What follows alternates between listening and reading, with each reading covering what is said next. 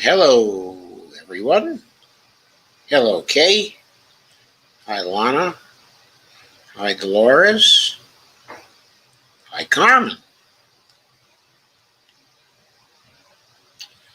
Nice to see you all here. Thank you for sharing and trying to promote this beforehand. So, looks like a lot of Green New Deal news. So, I'm going to start going over it. And there are a lot of different things to go through.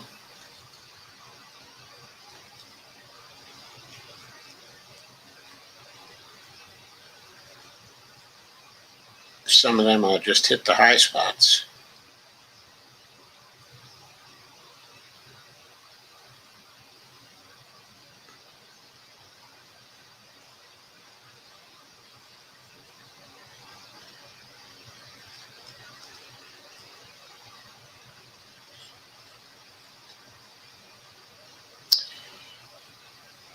One big high spot was the United Mine Workers Union. I mentioned it last time. But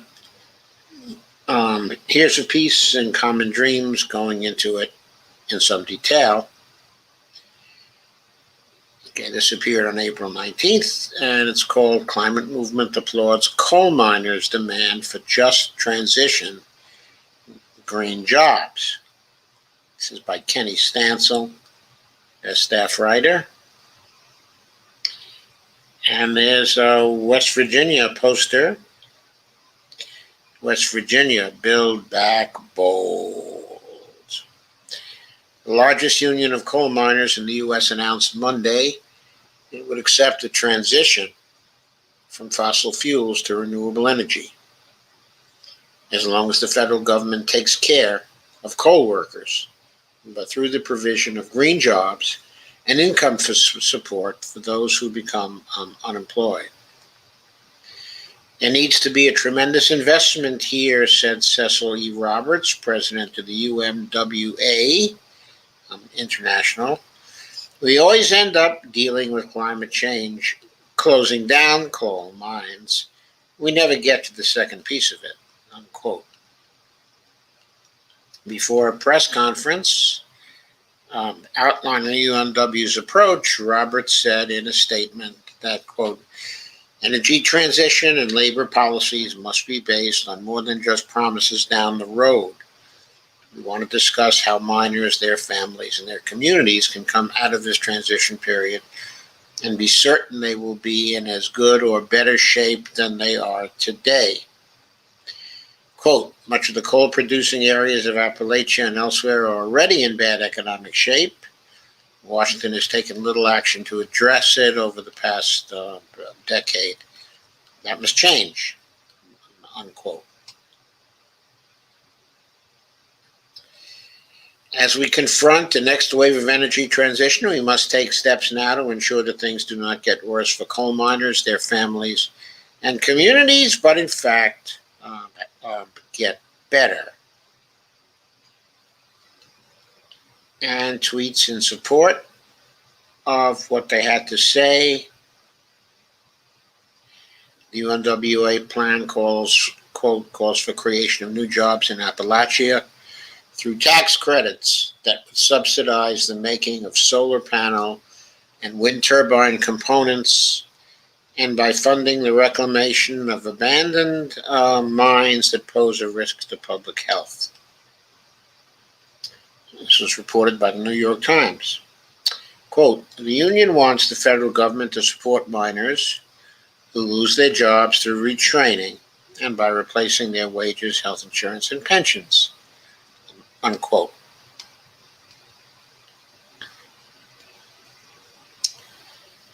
And as I say, tweets in support, people in support. One tweet from Evan Weber, who is, I think he's the vice president for marketing of the Sunrise Movement, and co-founder and political director of the Sunrise Movement, who attributed the coal owners' newly expressed openness to renewable energy as the product of collaborative organizing by labor and environmental justice advocates. Hard to overstate how big of a deal this is. Props to mine workers for leaning in, and to the labor and environment organizers, enviro organizers, he says, who made this shift possible. Announcement made with Senator Joe Manchin at their side, as he also backs a PRO Act. Big day for West Virginia workers. Sunrise applauded the UMWA. Roberts was joined at the press conference by Joe Manchin, as was already said by Evan. And he is the Energy and National Resources Chairman, who hails from the heart of coal country. He used the occasion to endorse the Protecting the Right to Organize, the PRO Act, reducing the number of Democrats who have not yet endorsed it to 3. They are Kyrsten Sinema, Mark Kelly, both of Arizona, and the person I was forgetting last night to mention was my Senator Warner, Mark Warner.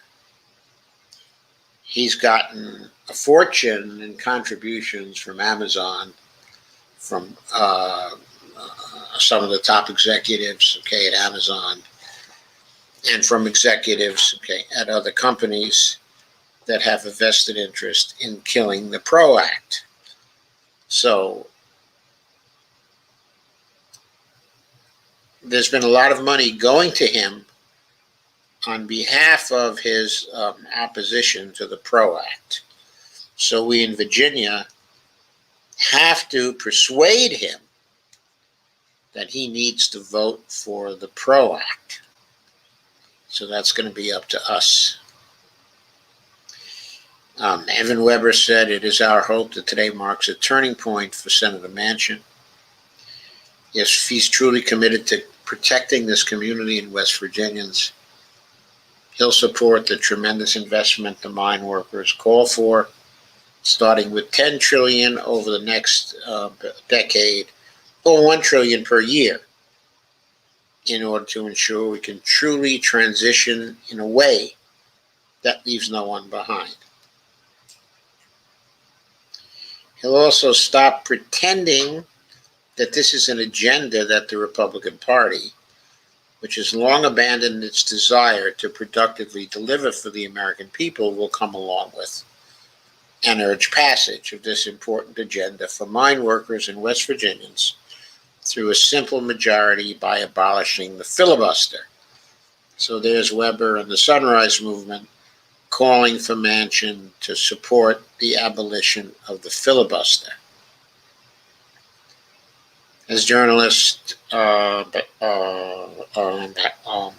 Lazare tweeted, quote, "One of the many cool things about seeing so many climate justice campaigners and eco-socialists organize to pass the PRO Act is that it helps build trust and solidarity between climate and labor movements, key to any kind of transformative climate action, just transition, etc."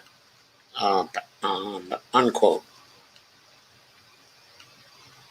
And she later said, quote, "Workers have never actually seen a just transition," unquote, a point that Robert stressed in his remarks as well.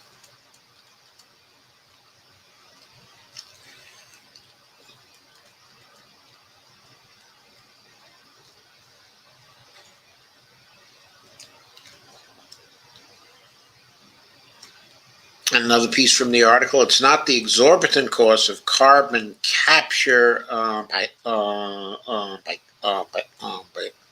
carbon capture by utilization and storage, CCUS, that bothers most environmentalists. In addition to potential leaks and contamination, it's warned that large-scale sequestration efforts are false solutions, quote unquote, that could forestall the robust climate action necessary to avert a disaster. If CCUS is treated as an alternative to ambitious climate change mitigation and adaptation policies, critics say, then the technology could divert attention from the pressing need to abandon fossil fuels and reduce greenhouse gas emissions as thoroughly and rapidly as possible. In other words, using the imagined potential of carbon storage, to legitimate further dirty energy extraction could exacerbate climate catastrophe. And progressives like Christian Parenti, associate professor of economics at John Jay College, and the City University of New York, have stressed that if such carbon capture technologies are implemented, they should only be used to strip excess carbon from the atmosphere while the rest is kept underground, not used to justify prolonging the status quo. In his remarks, Cecil Roberts emphasized that protecting the livelihoods of workers is a prerequisite to support for climate legislation, a point that was reiterated by others. If you believe curbing the climate crisis requires fundamentally challenging capitalism, workers must be part of that, Sarah Lazare tweeted. Not just a few, but in the hundreds of millions, building genuine solidarity between climate and labor movements is a tremendous and existential challenge, said she.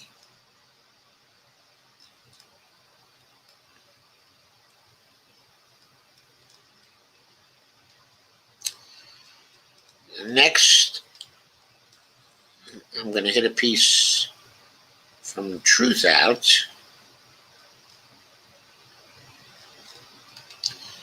about what AOC and Bernie Sanders have been doing. This is by Sharon Zhang, also from April 19th.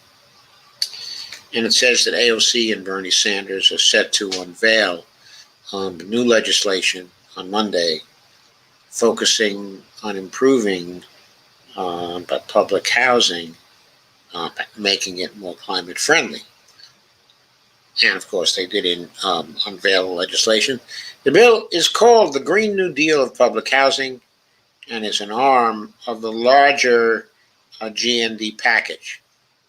It's an updated version of the bill of the same name that the lawmakers introduced in 2019 to create jobs, to retrofit public housing, to be more energy efficient, and to use clean energy to power the buildings. We're here to make sure the Democratic Party upholds its values and keeps its promises, and to also push and expand the scope and the ambition of the Democratic Party, AOC said to the New York Times. This year's bill, which is estimated to cost between $119 billion and $172 billion over the next decade, will stand in contrast to President Joe Biden's proposal for public housing in his infrastructure bill. Biden calls for only $40 billion for public housing, and many Democrats, including Majority Leader Chuck Schumer, have called on Biden to spend more. Ocasio-Cortez promoted the bill on Twitter, saying, "Today, we're reintroducing the Green New Deal for public housing because with millions on the brink of eviction, millions under and unemployed, and with the coming climate crisis, Investing in our housing infrastructure has never been more important. The Green New Deal for public housing was one of the first bills to take the three core elements of the GND resolution: jobs, justice, and decarbonization, and put it into bill text. Ocasio-Cortez, with some other progressive allies like Cori Bush, Missouri, will be introducing two more bills related to the GND this week. And of course, we will cover that in just a few minutes. Advocates of the Progressives Public Housing Bill say that the bill's investments are a necessary step towards dismantling racism and preventing the worst effects of the climate crisis. So there's more on this. Key fact: the bill seeks to electrify and generally repair the over 1 million public housing units in the country, as well as remove environmental toxins like mold and lead from dwellings. It would also remove by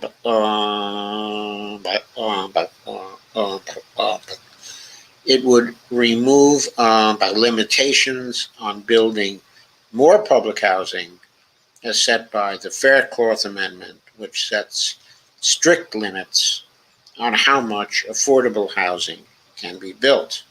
The proposal also seeks to stimulate the economy. According to the report by the Climate and Community Project, the bill would create 166,000 to 241,000 jobs per year, many of them being high quality union jobs.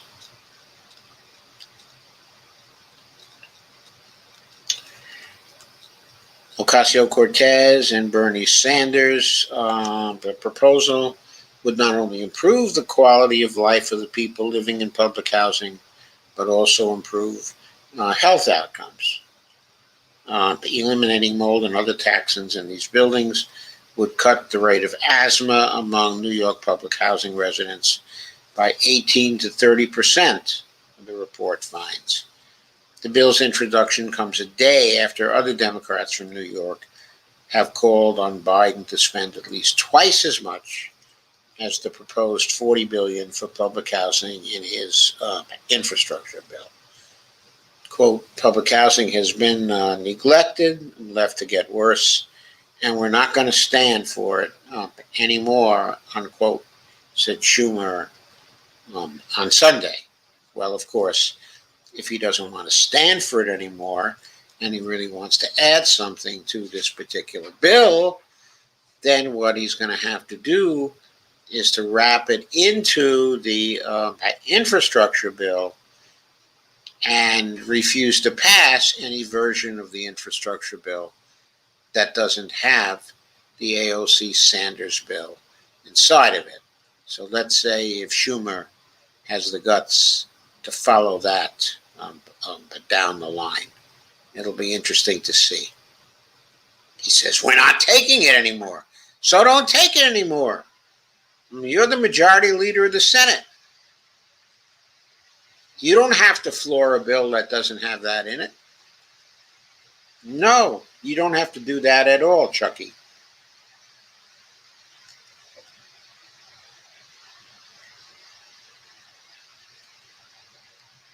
So,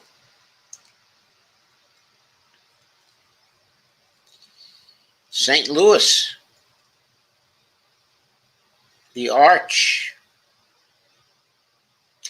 The whole thing is about saving lives, quote unquote. Bush, Ocasio-Cortez introduced Green New Deal for Cities by Brett Wilkins. In the latest of a flurry of proposed Green New Deal bills, Representative Cori Bush and Alexandria Ocasio-Cortez on Monday introduced the Green New Deal for Cities Act of 2021, a $1 trillion plan to tackle the environmental injustices that are making us and our children sick, costing us our homes, and destroying our planet, unquote. If approved, the bill, and it's linked to in the PDF, there's a link here to a PDF which gives the bill, would provide federal funding for state, local, tribal, and territorial governments to respond to the climate crisis, while creating hundreds of thousands of jobs in communities disproportionately affected by economic inequality. So who's the job creator? Well, this week it's beginning to look like AOC intends to be the job creator. Quote, St. Louis and communities across the nation need the Green New Deal for cities, said Bush in a statement introducing the bill. The St. Louis native added that black children in her city, quote, are 2.4 times more likely than white children to test positive for lead in their blood, and are 10 times more likely to visit the emergency room for asthma each year than white children, unquote. Quote, black neighborhoods host the majority of the city's air pollution sources, Bush continued. And there's a nuclear waste site, the Westlake on the landfill, which is a catastrophe in progress, unquote.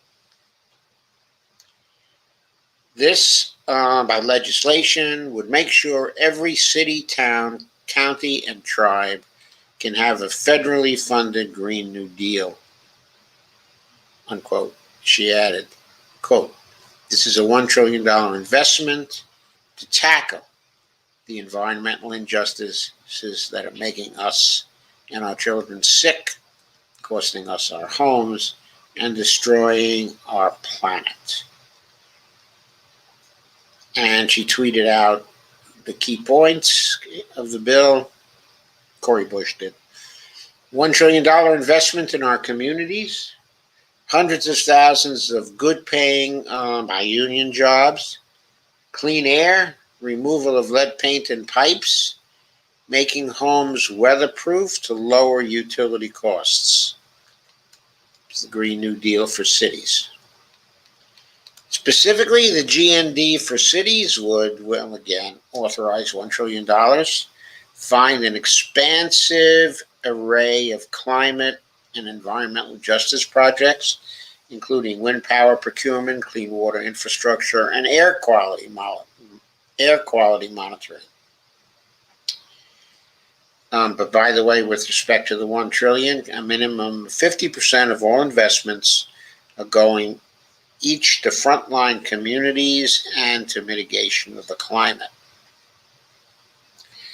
Third bullet point, support housing stability by conditioning funding to local governments to ensure they work with tenant and community groups to prevent displacement in communities receiving investment. And the final bullet point, it would support workers by including prevailing wage requirements, equitable and local hiring provisions, but also apprenticeship and workforce development by requirements, and project by labor agreements and by American provisions.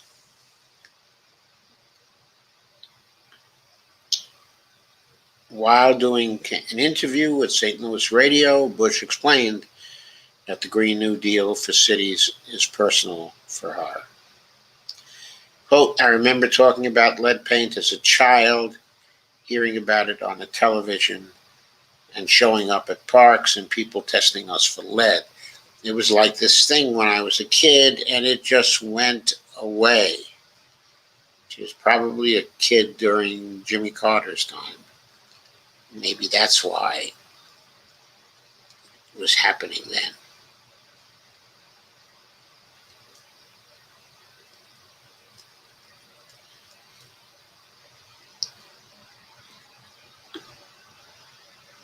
Also, quote, the urgency of this climate crisis and environmental racism demands that we equip our cities and our local governments with this funding, she added.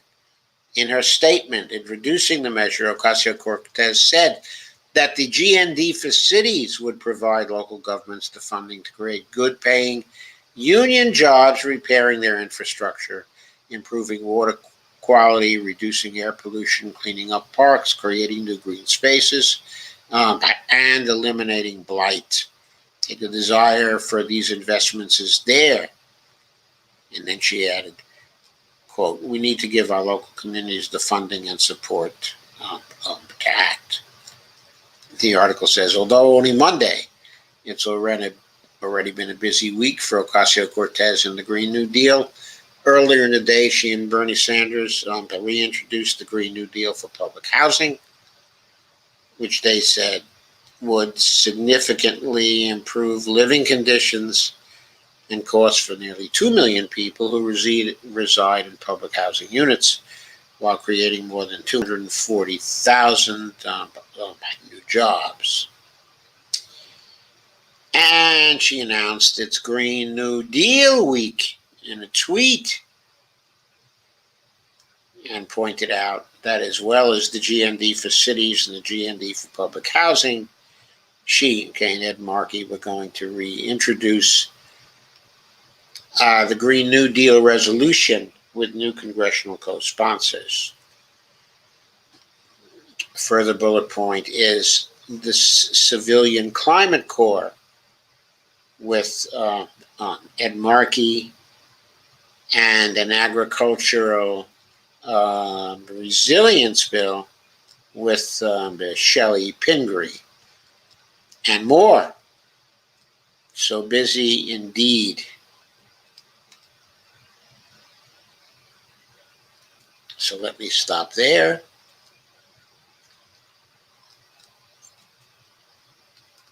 And go to the next one, which is the introduction of the Green New Deal resolution itself. Let me share that.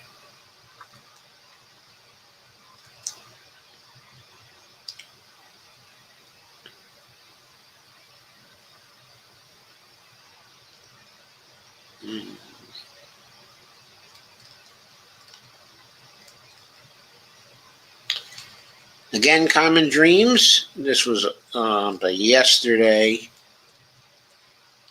And the headline is, quote, the time is now, unquote, watch live, as Ocasio-Cortez and Ed Markey reintroduce the Green New Deal resolution.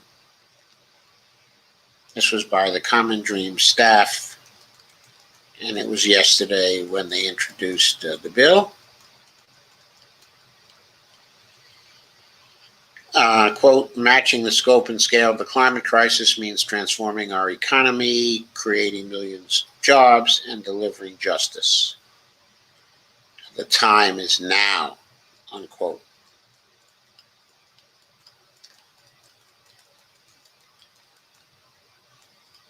Okay, and there's a video of the event and all the various the speeches.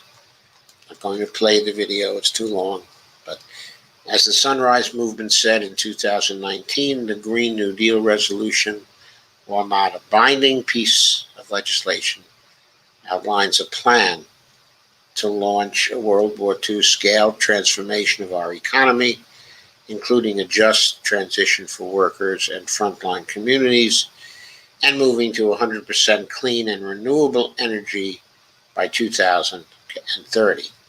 And we'll be coming back to that at a later time. But the reintroduction of the bill was certainly a bit of a celebration.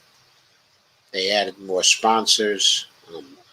Altogether, they now have 103 sponsors, co-sponsors, I should say, for the bill. And I'm sure there will be some more that will be coming. They don't have a majority of the caucus yet.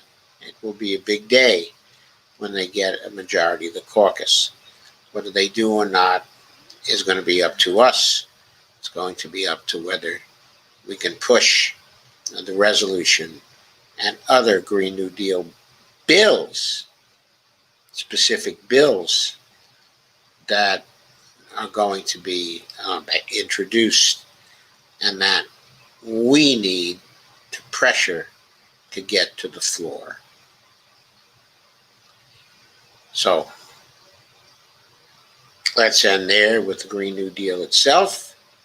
It was successfully introduced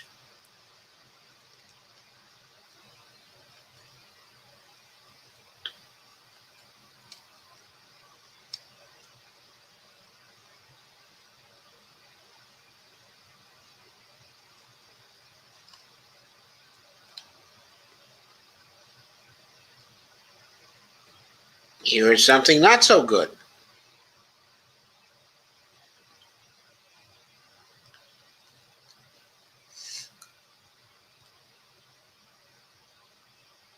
And this came out this morning.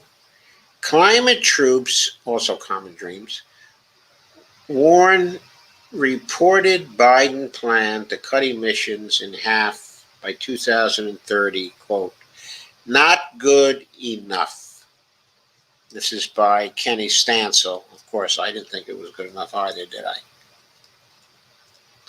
Sure, I mentioned that somewhere along the line, didn't I? The Biden administration is reportedly planning to pledge to cut U.S. greenhouse gas emissions by at least 50% from 2005 levels by the end of this decade. By the end of this decade, we need to be zero carbon. We need to be carbon neutral, net zero carbon. Climate justice advocates say that much more ambitious goals and policies are needed if the U.S. president wants to act in accordance with what the scientific community says is necessary. Having rejoined the Paris Agreement earlier this year, President Joe Biden is expected to formally announce a new domestic emissions reduction target for 2030 during an international climate summit with 40 world leaders hosted by the White House on Thursday, which is, of course, tomorrow. Representatives from the world's major economies, including 17 countries that together are responsible for 80% of total global emissions, will meet virtually on Earth Day to discuss plans for limiting the rise in global temperatures to 1.5 degrees Celsius by the end of the century. That, of course, is a target we must meet, but in order to get there, we need to have a much better target for 2030. Although Biden has not yet officially unveiled a national emissions reduction goal, two unnamed individuals with knowledge of the matter on Tuesday told the Washington Post the administration is considering a target range, quote, considering a target range, unquote, that could exceed 50%, quote, at the higher end, unquote. And, quote, further, a pledge to cut emissions 50% by 2030 simply isn't big enough to meet the massive scale of the climate emergency, unquote, said Jean Su, Energy Justice Director at the Center for Biological Diversity, in response to the reporting. Quote, solving the climate crisis requires applying both science and equity on both counts. The U.S., the largest historic polluter and one of the wealthiest nations, must do its fair share and cut domestic emissions by at least 70% by 2030.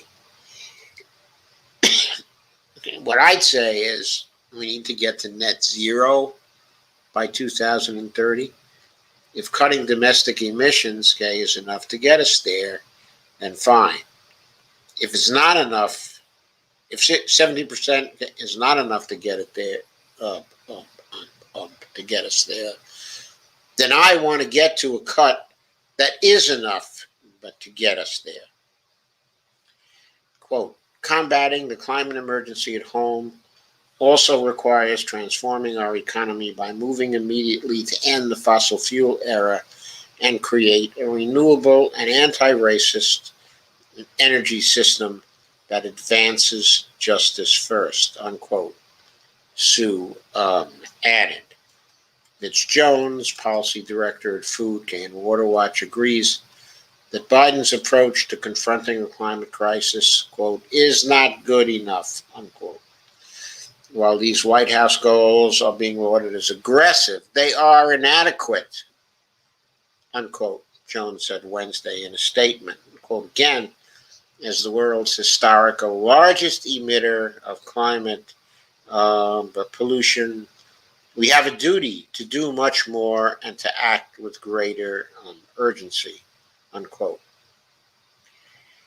These goals, based on comparisons to exceptionally high 2005 emission levels, will be meaningless without policies that explicitly reduce our reliance on fossil fuels. Biden can make real headway on that front by fulfilling his campaign pledge to end fossil fuel extraction on public lands.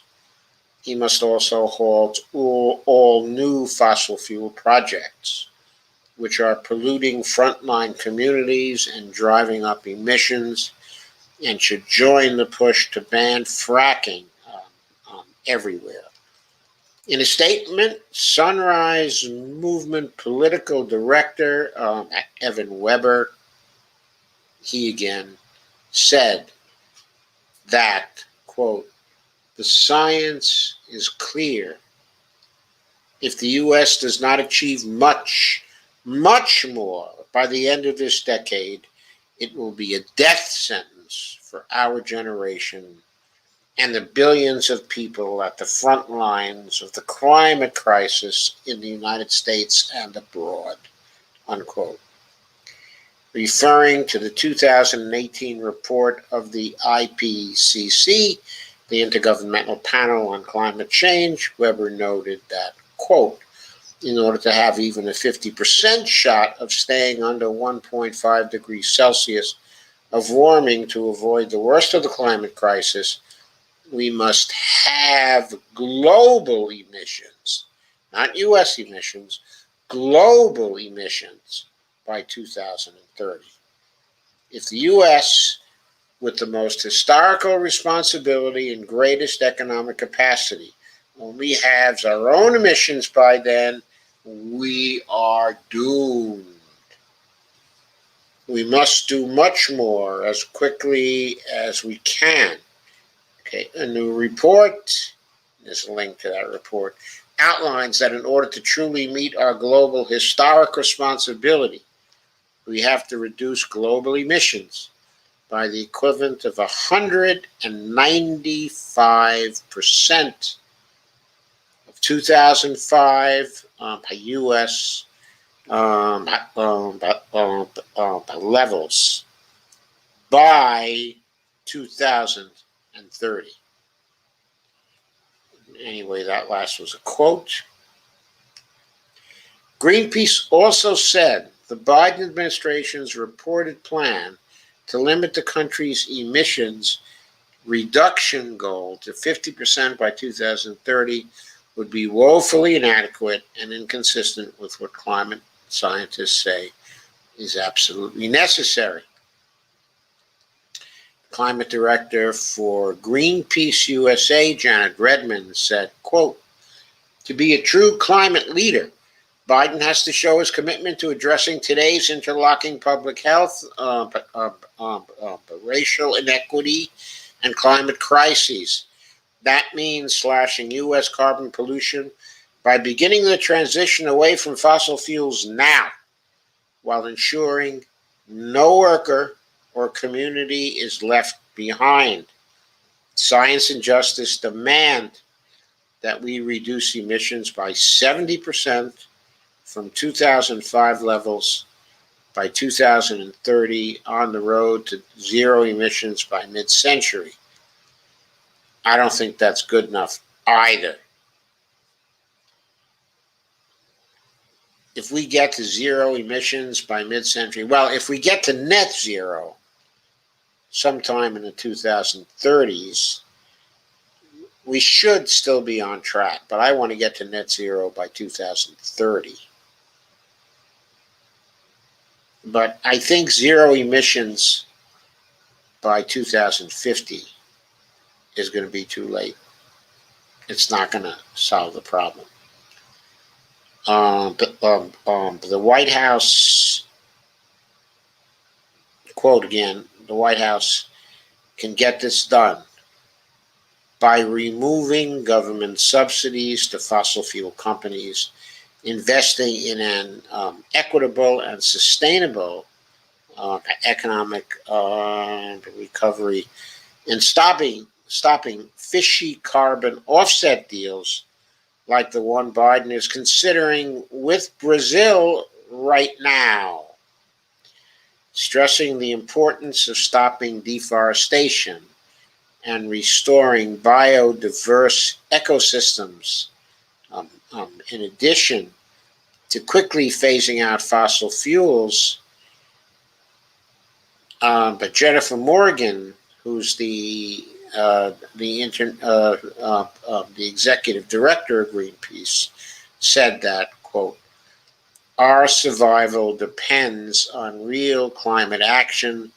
Voluntary net zero targets and offsets are just delaying tactics. Agnes Hall, Global Campaigns Director at 350.org, said, quote, there can be no meaningful climate action if world leaders don't make a decisive move to keep all fossil fuels in the ground.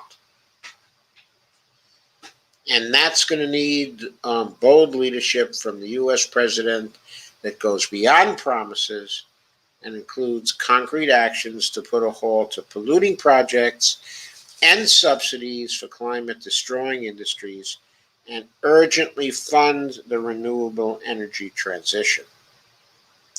The Biden summit is a critical meeting of world leaders ahead of COP26 this November, Hall said Wednesday. Quote, talk of net zero won't cut it. We demand more from our world leaders than false promises, false solutions, and empty negotiations, unquote. The task now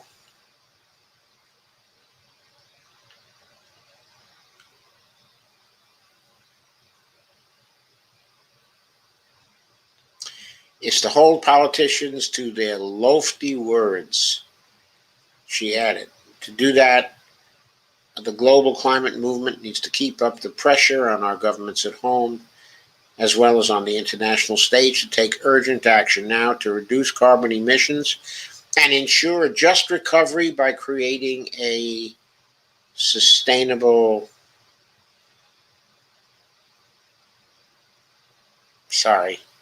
keep losing my place,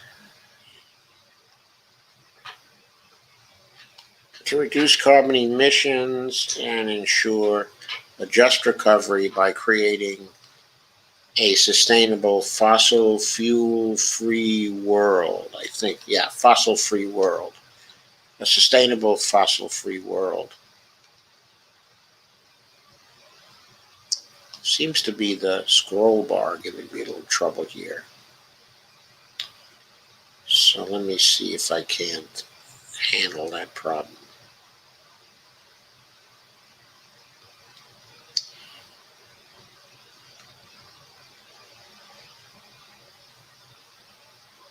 So Sunrise agreed, according to the Green New Deal resolution reintroduced this week by Senator Ed Markey and AOC, along with several related bills, including the Civilian Climate Corps for Jobs and Justice Act.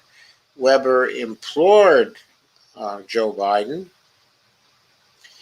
to deliver a groundbreaking jobs and infrastructure package to put people to work, decarbonizing every sector of our economy, including electricity, transportation, buildings, manufacturing, and agriculture in the next decade. But this particular mobilization cannot stop at our borders, he added. He called on Biden to direct, quote, international finance to support a just and accelerated transition to renewable energy abroad. And this article has been updated with comment from the Sunrise Movement.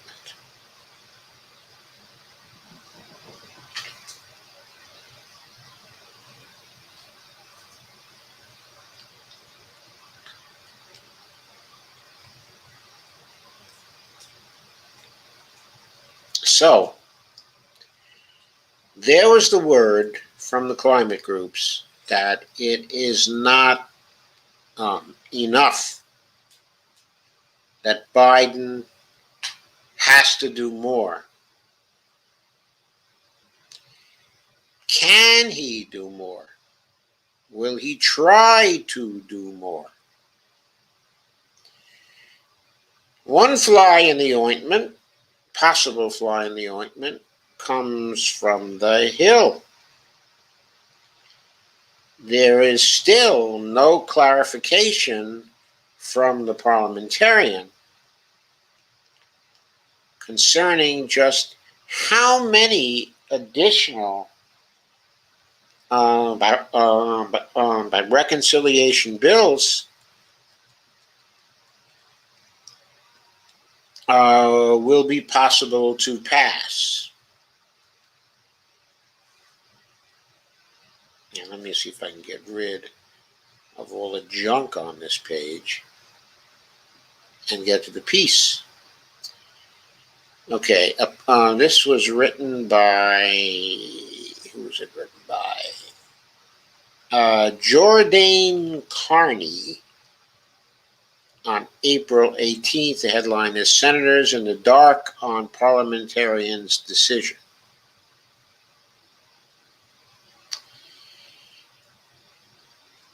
So the parliamentarian made a ruling that was touted as a breakthrough, including by me, for the Democratic agenda.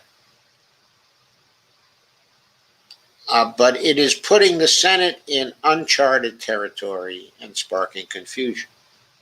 More than a week after she signaled that Democrats could have more than just 2 shots this year at using budget rules to bypass the 60-vote the filibuster that bills normally must clear to become law, senators say they're largely in the dark about the ramifications of her ruling. Democrats say they haven't seen the formal guidance, don't totally understand the mechanics, that it hasn't really been discussed by members beyond a surface level. Asked if he understood what it meant, Senator Tim Kaine said, quote, not completely. I have a suggestion. Why not give the parliamentarian her walking papers and decide for yourselves whether there can be more than 2 reconciliation bills? You have the freaking majority. You can change things by 51 to 50 votes. You can make rules. You can use nuclear options.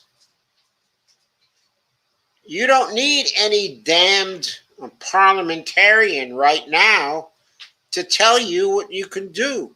This is just an excuse. Pass as many reconciliation bills as you want.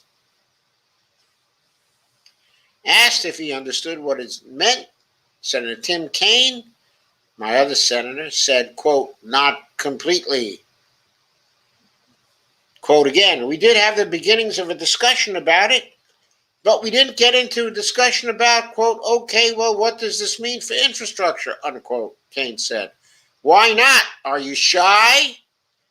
Senator Chris Coons said he also didn't understand what the signals meant in practice, with Democrats getting a, quote, This really isn't all that clear yet response, unquote.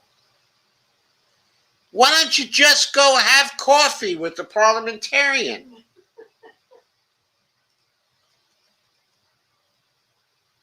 And you can bring with you a copy of a resignation letter. And if the coffee doesn't go well, you can hand it to her. How about that? But anyway, McDonough, that's Elizabeth McDonough, the parliamentarian. I think it's Elizabeth McDonough, isn't it? That's a very popular name. Yes, it is Elizabeth McDonough.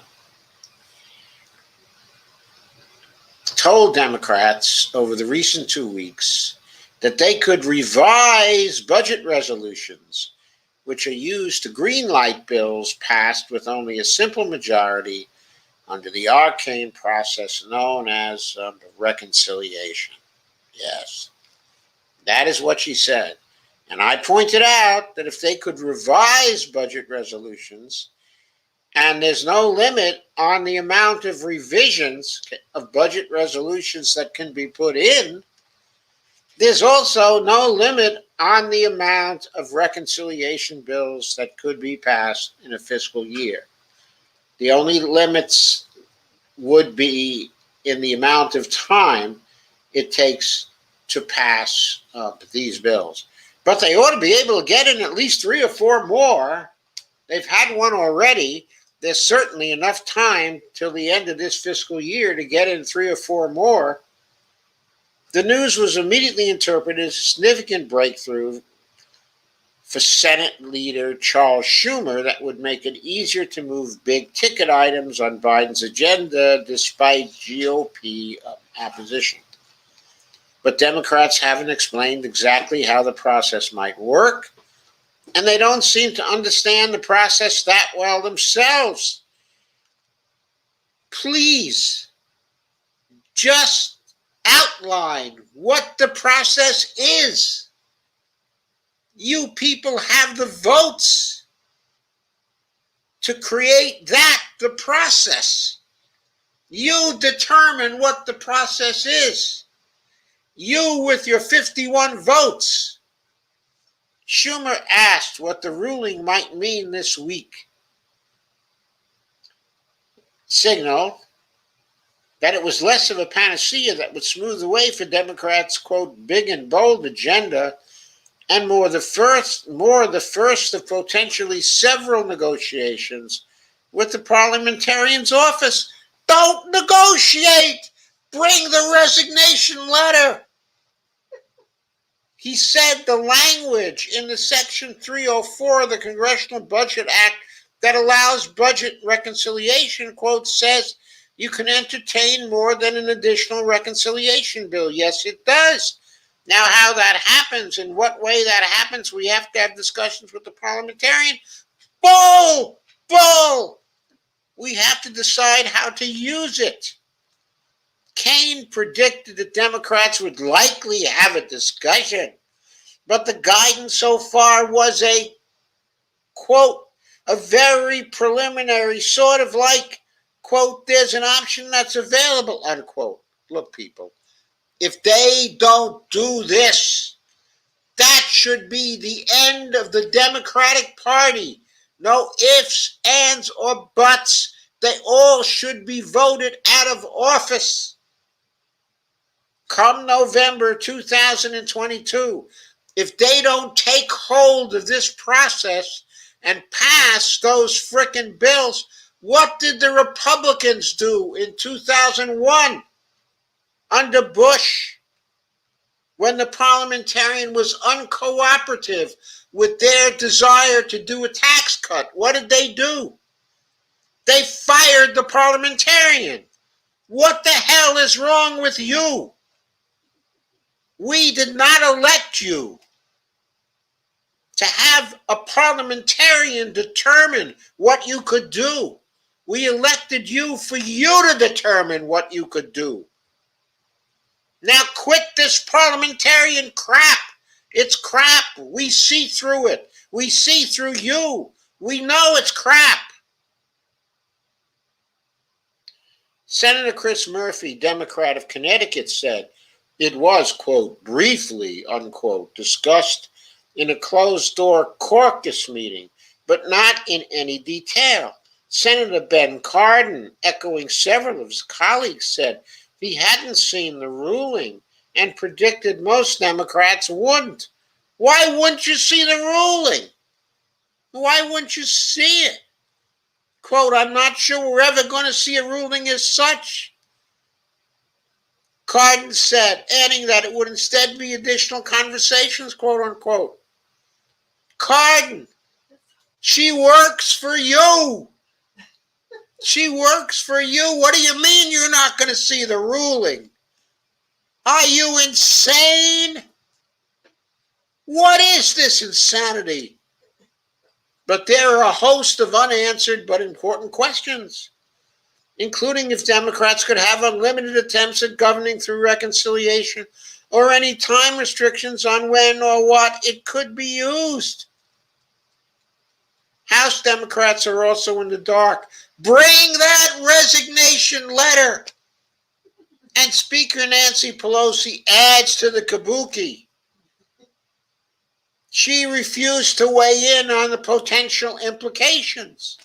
Quote, we are waiting on guidance from the Senate as to what that actually means.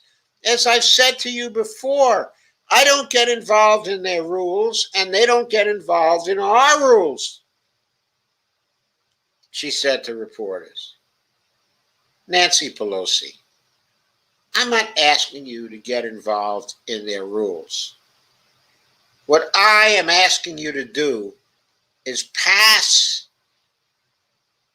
the bills you can pass with your majority, send them over to the Senate, and then tell the Senate if they make one solitary change in those bills, one solitary change in the bill they get from the House, much less the wholesale amendment they did of the original COVID relief bill, kicking out the minimum wage provision.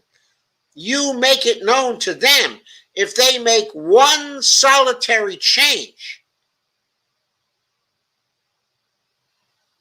then things are going to a conference committee, because no bill will pass the House that has not gone through a conference committee first. That any bill the Senate sends over will be sent right back with the original bill that came from the House. You let them know that, and then let's see what the parliamentarian has to say. Quote, we are waiting on guidance from the Senate. Guidance from the Senate. Are you a co-equal branch of the Congress or not? Are you a co-equal House? Aren't you the House that supposedly originates the money bills? Isn't that what you're about? Money bills? Why should they have control over you? And then they decide they're going to bow to whatever the parliamentarian says? Why are you sitting still for that, Nancy Pelosi? We know why. Because you want excuses not to pass these bills. Vacate the chair, Nancy Pelosi. If you're not willing to run the House, vacate the chair. Republicans have questioned how much more leeway the ruling, which they characterized as limited, gave Democrats. Who cares what they say? They're the minority. Who cares what they say? Did they care what you said? No, they didn't care. They ran roughshod over you for the 4 years Trump was president. They just ran roughshod over you in the Senate. They ran roughshod over you in the last term of Obama. Did they care what you thought? No. Quote, I was asking Robert Duncan about that, and I don't really think, who the hell is Robert Duncan? I don't really think it gives them a lot of extra tools that they wouldn't otherwise have being in the majority, because they can do multiple budgets and get enough reconciliation instructions out of it to do a lot, said John Cornyn, referring to a GOP leadership aide who, among other responsibilities, gives Republicans parliamentary guidance. Oh, good. That's who Robert Duncan is. He's a Republican who gives parliamentary guidance to the Republicans. Well, who's the Democrat who gives parliamentary guidance to the Democrats? Here's the Republicans. He's giving parliamentary guidance, to the Republicans.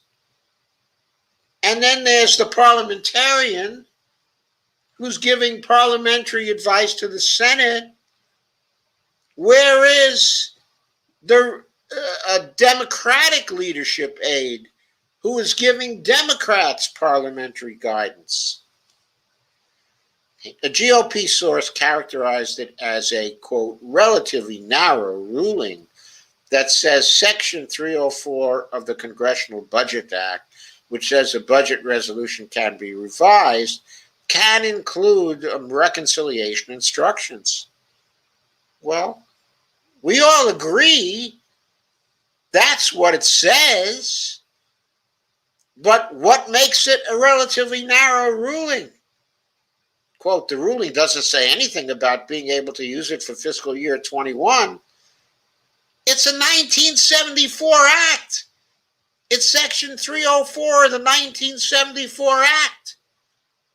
You could use it each year since 1974. The ruling doesn't say anything about being able to use it for fiscal year 21. This is ridiculous. Democrats already used it to pass coronavirus relief. So the reconciliation instructions can't be revised. It expressly says it can be revised after the passage of acts. It also doesn't say that it can be used for infrastructure. Infrastructure affects the budget. It's the Congressional Budget Act. It can be used for anything that affects the budget. It doesn't have to say infrastructure. Referring to the priority Democrats are also likely to try to pass under reconciliation. There are also natural limits that Democrats would face, including that any of the proposals would still need to be compliant with the Byrd Rule, a snag that sank progressives' hopes of passing the $15 an hour minimum wage as part of the coronavirus package. BS. That framing in that paragraph is BS.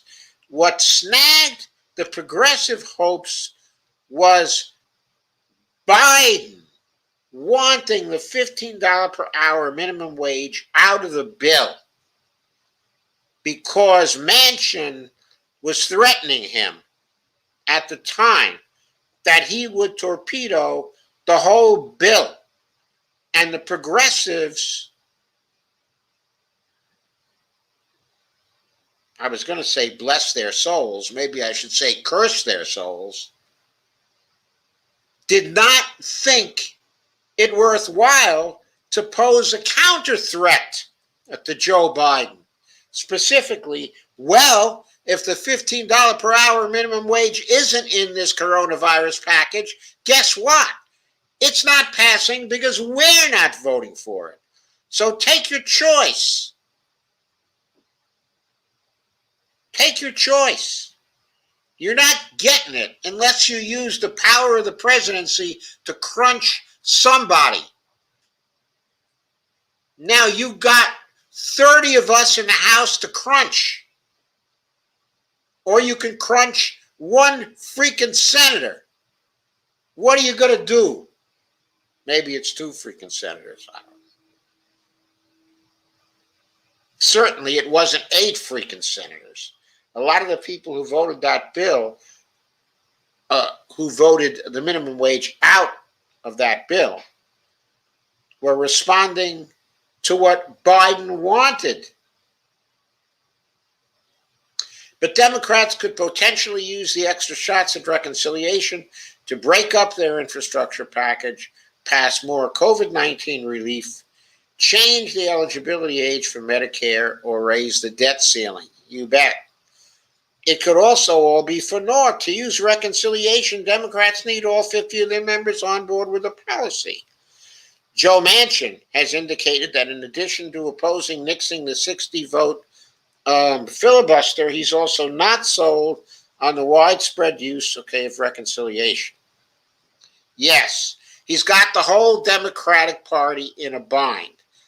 The other day, he was up on a podium with the United Mine Workers Association and Cecil Roberts, and he said he was supporting the PRO Act. He can't get the PRO Act through without getting rid of the filibuster. He's got to get rid of it. What has to happen is that Biden needs to call Cecil Roberts, and he needs to say to Cecil Roberts, and I'm sure Cecil Roberts will take the call from Biden, he needs to say, look, you have to call Manchin, and you have to tell him if he doesn't vote to get rid of the filibuster,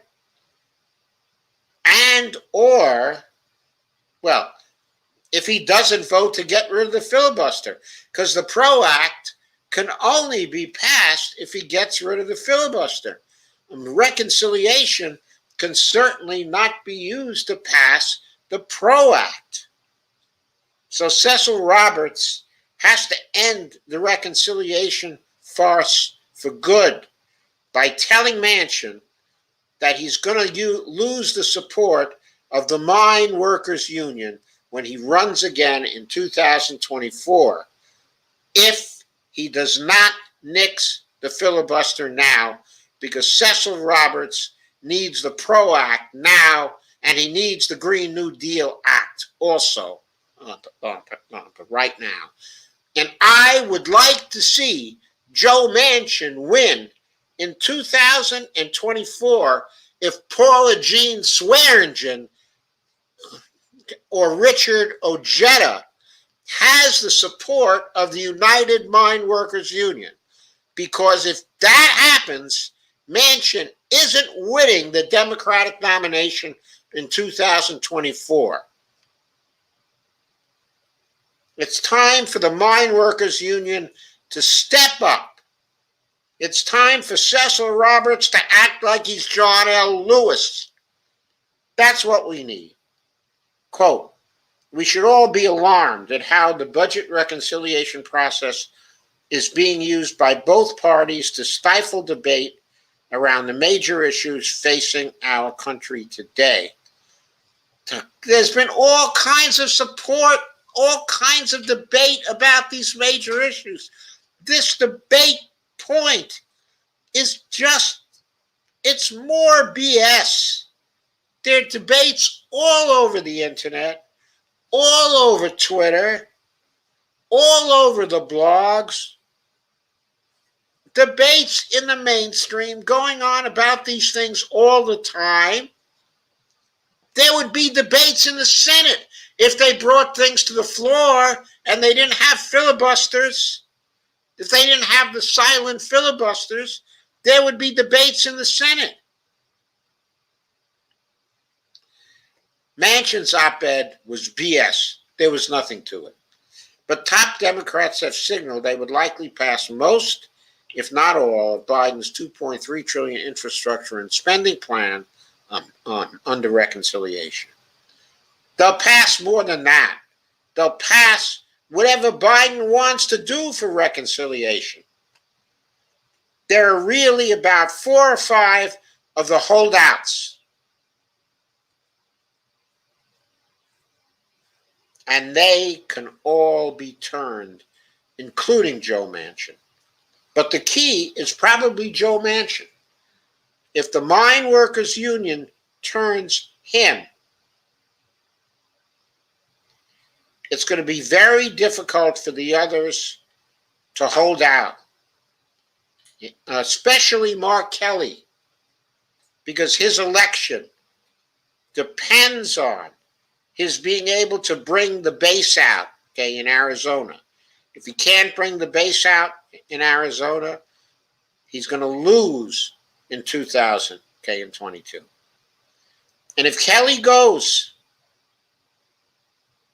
and he's not a holdout when it comes to the PRO Act, Sinema won't be able to hold out either. If Manchin and Kelly go, Sinema is not going to hold out. Nor is Mark Warner prepared to stand alone. I don't think he's prepared to stand alone. What's it going to look like? He's gotten huge contributions from corporate interests. He's not going to stand alone as the only Democrat. It's not going to happen.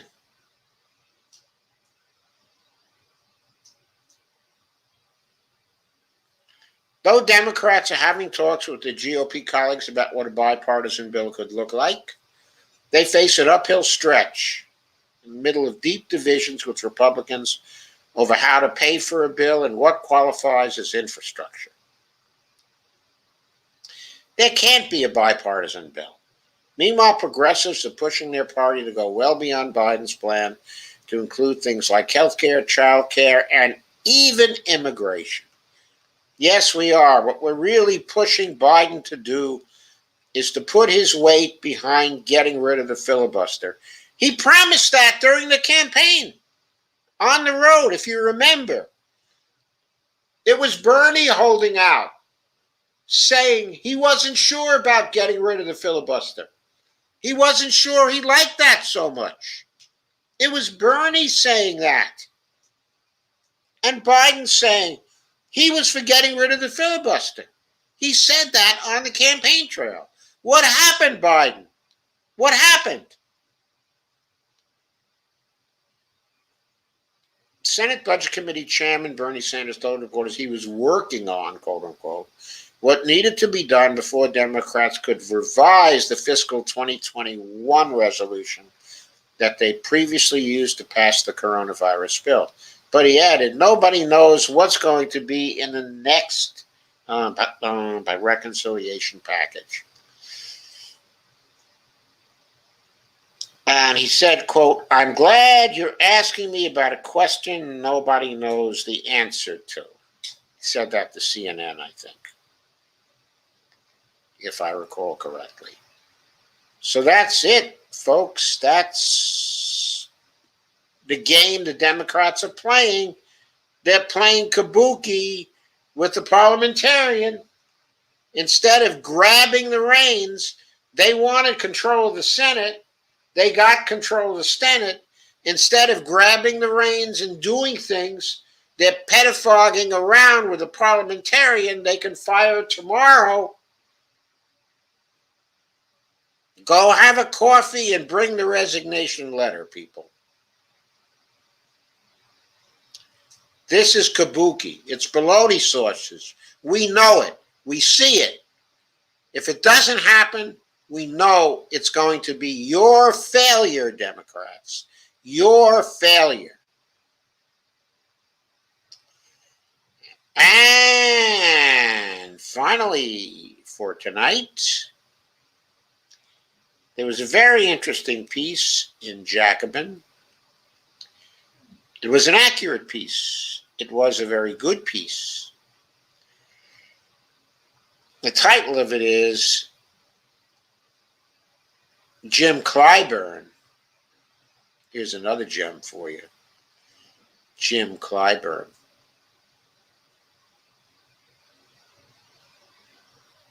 Is wrong about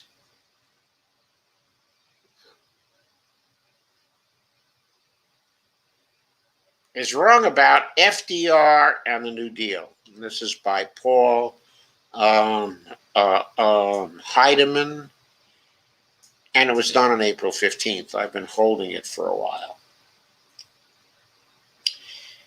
Is Joseph Robinette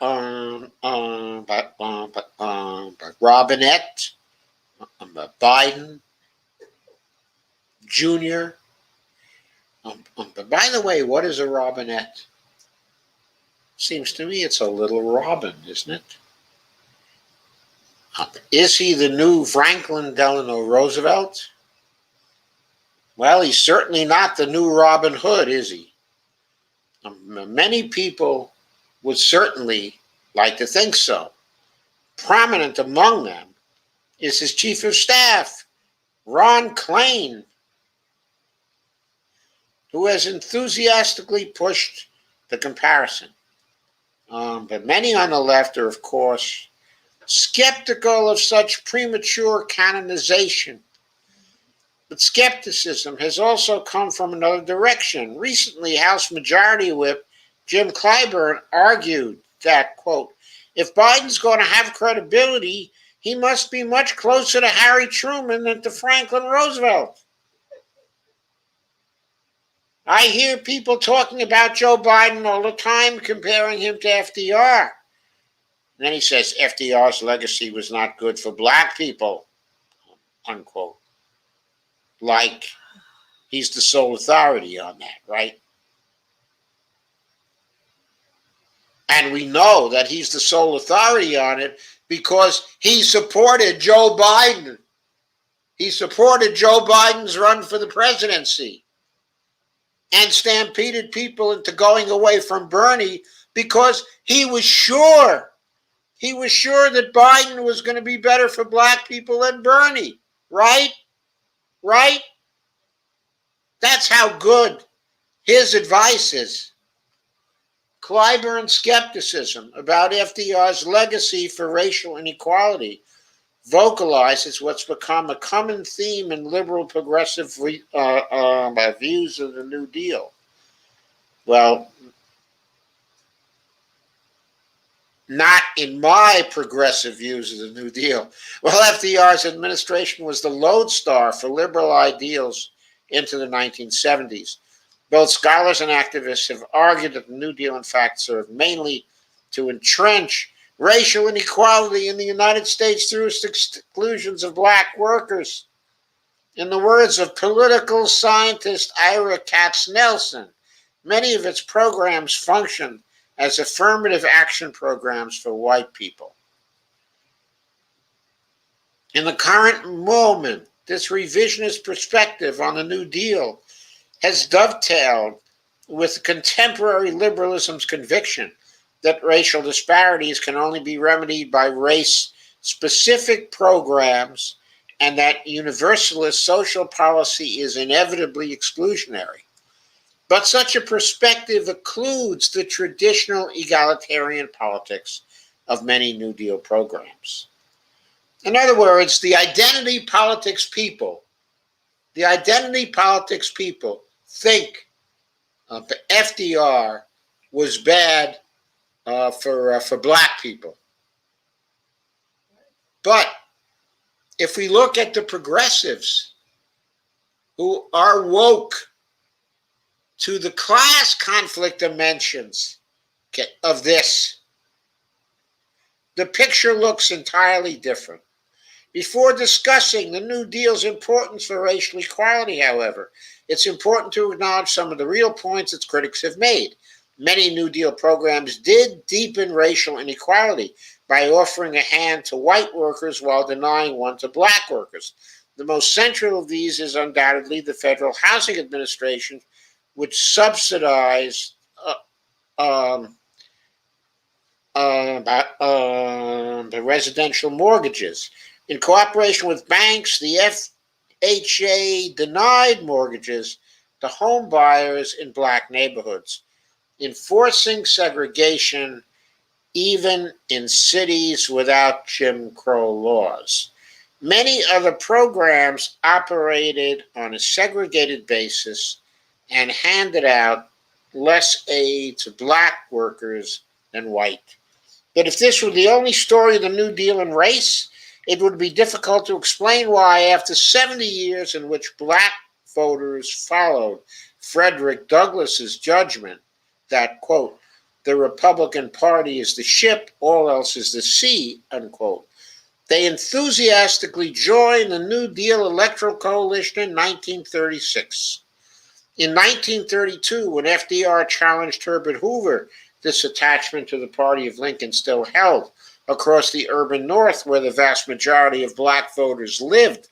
Black Southerners were largely disenfranchised. Scholars estimate that Hoover received between 2/3 and 3/4 of the black vote. A mere 4 years later, the new standard bearer, Alf Landon, had a very strong civil rights record. He supported federal anti-lynching legislation, and his campaign directly targeted discriminatory administration of many New Deal programs. Despite this, he received only about 28% of the black vote. Black voters had finally, in the words of one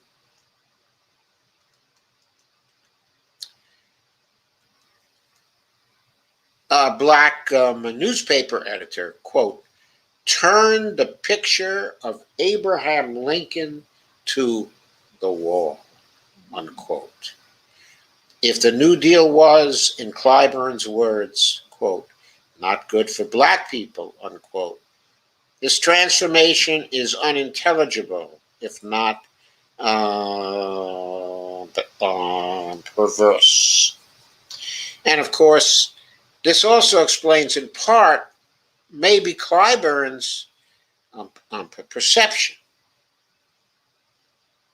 Clyburn is a Southern black.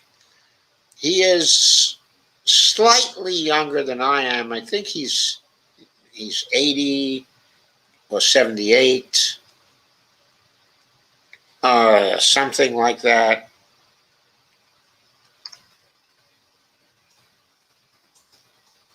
All of Nancy Pelosi's leadership,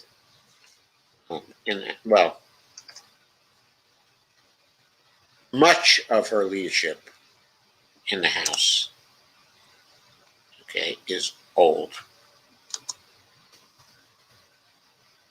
Yes, and Clyburn, okay, is 80 years, okay, of age.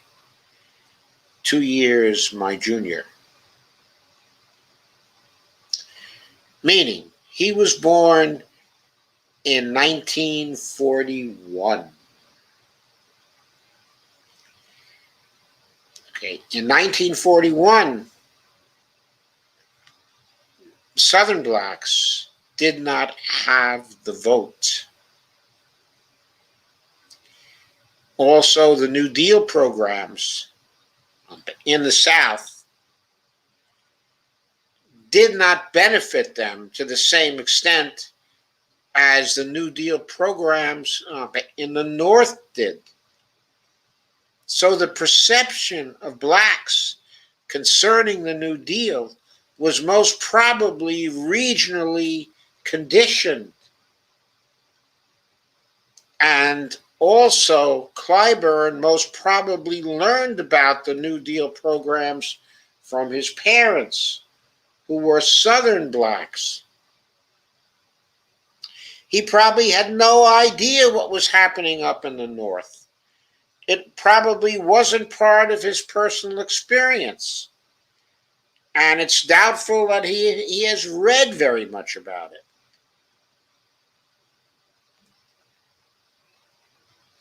In fact, even as I go on with the article now, even as some New Deal programs entrenched racial inequality, others assailed it. Public employment programs in the New Deal employed huge numbers of black workers. Administrators like Harold Ickes, in charge of the Public Works Administration, were dedicated foes of racism and actually made sure their programs employed black workers proportionally more than white workers. Other programs contributed to the incredible explosion of black cultural production in the 1930s. Writers like Richard Wright, okay, and Arna Bontemps were paid by the the Federal Writers Project to write, supporting them and allowing them to develop their talents. Zora Neale Hurston, who later became a conservative critic of the welfare state and civil rights, was able to publish a classic novel, Their Eyes Were Watching God, in part because she had worked for the FWP, chronicling the lives of Black Southerners while writing it. At the same time, the fillip the New Deal gave to labor organizing encouraged the formation of the Congress of Industrial Organizations, the CIO, made up of unions who broke away from the exclusionary model of the American Federation of Labor. Although the records of CIO unions on race varied, many embraced a model of civil rights unionism that challenged inequality both in the workplace and in the community. By E.B. Du Bois said the CIO had been more successful in fighting racial prejudice than any movement in 3 decades. The New Deal was big and complicated. A comprehensive assessment of its implications for racial equality is the task of a book, not an article. But one aspect of the New Deal deserves special attention, given its neglect in most discussions of this subject. The Fair Employment Practices Committee. The FEPC was established in 1941 as the United States prepared for its inevitable entry into World War II, pressured by Black socialist A. Philip Randolph. FDR had issued Executive Order 8802 banning discrimination in defense industries, which in the wartime economy would be a substantial fraction of the whole. The FEPC was the body charged with making this goal a reality. From the start, the FEPC was hobbled by opposition from Capitol and Southern politicians. In the South, it was effectively a dead letter, as the combined strength of employers and local politicians easily overwhelmed the committee's meager resources. But elsewhere in the country, again, not in the South, not where Clyburn's family could see it, but elsewhere in the country, the committee worked by soliciting complaints about discrimination, holding public hearings into particularly recalcitrant employers, and working behind the scenes with employers, unions, and Black workers to find ways to integrate the latter into the defense of the workforce. The impact of this work was tremendous. During the 1940s, the Black-white wage gap shrank more quickly than any decade since. For a long time, economists attributed this simply to wartime full employment and migration of Blacks from the low-wage South. But the FEPC was actually central to this progress. According to one scholar, about half of the progress in compressing racial wage differentials in this period was an effect of FEPC interventions. What's more, Black workers eagerly seized on the FEPC as a weapon to be used in their struggles for equal employment. In industries from West Coast shipbuilding to Philadelphia public transit, Black workers used FEPC hearings to publicize their grievances and as hubs for organizing their own actions against both employers and unions with discriminatory practices. Precisely because the FEPC was so effective, it faced tremendous opposition during its entire existence. After the war, the fight to make the FEPC permanent failed in the face of conservative counter-mobilization. But in its brief life, it showed, more than any legislation since Reconstruction, what real policy dedicated to advancing racial equality would look like.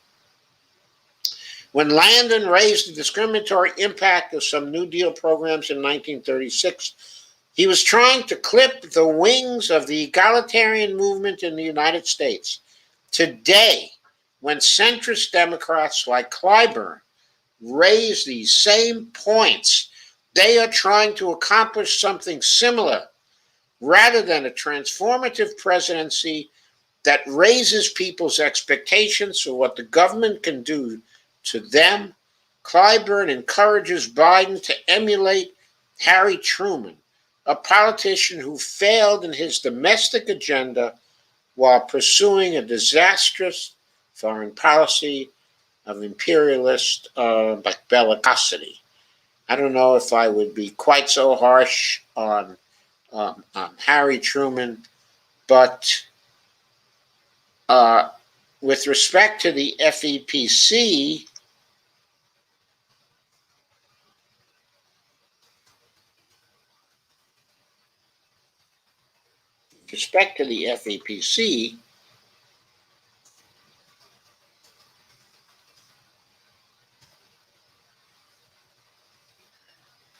let's see if I can find out when the FEPC actually ended.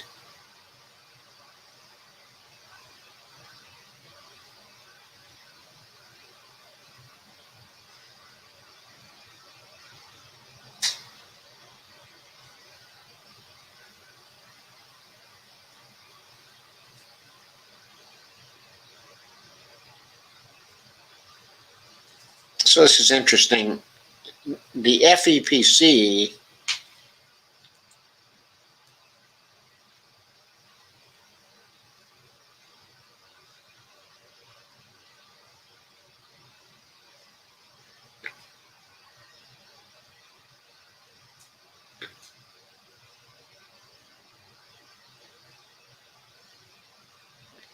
during its relatively short period of operations from 1941 to 1946, the FEPC encouraged the formation of other groups with similar goals, such as the Leadership Conference on Civil Rights, supporting the National Council for a Permanent FEPC.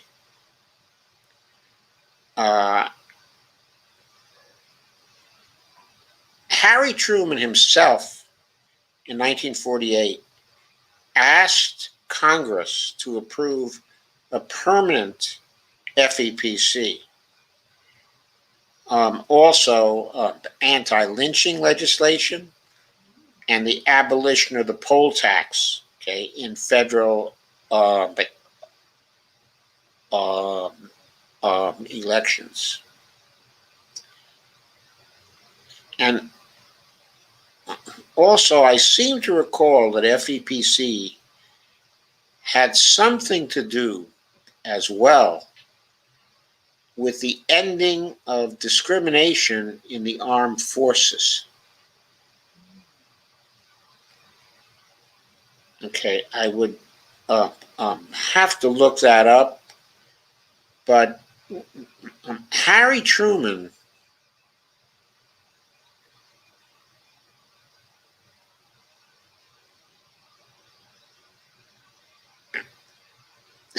had something to do with the FEPC in his successful move to integrate the armed forces of the United States.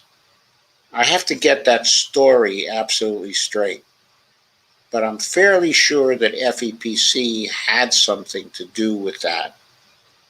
And also, as you see, Truman was in favor of a permanent FEPC.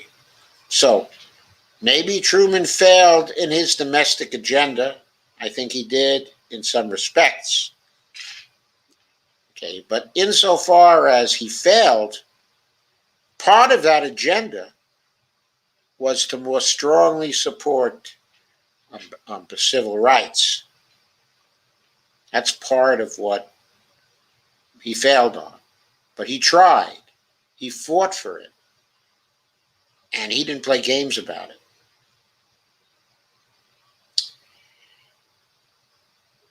Anyway, final paragraph. Opposing the powerful forces pulling Biden's administration in a similar direction will require a vision of what egalitarian policy can look like, and the New Deal remains a powerful source for such a vision.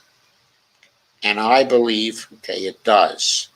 And if you want to read about it, and if you want to reinforce this particular vision, then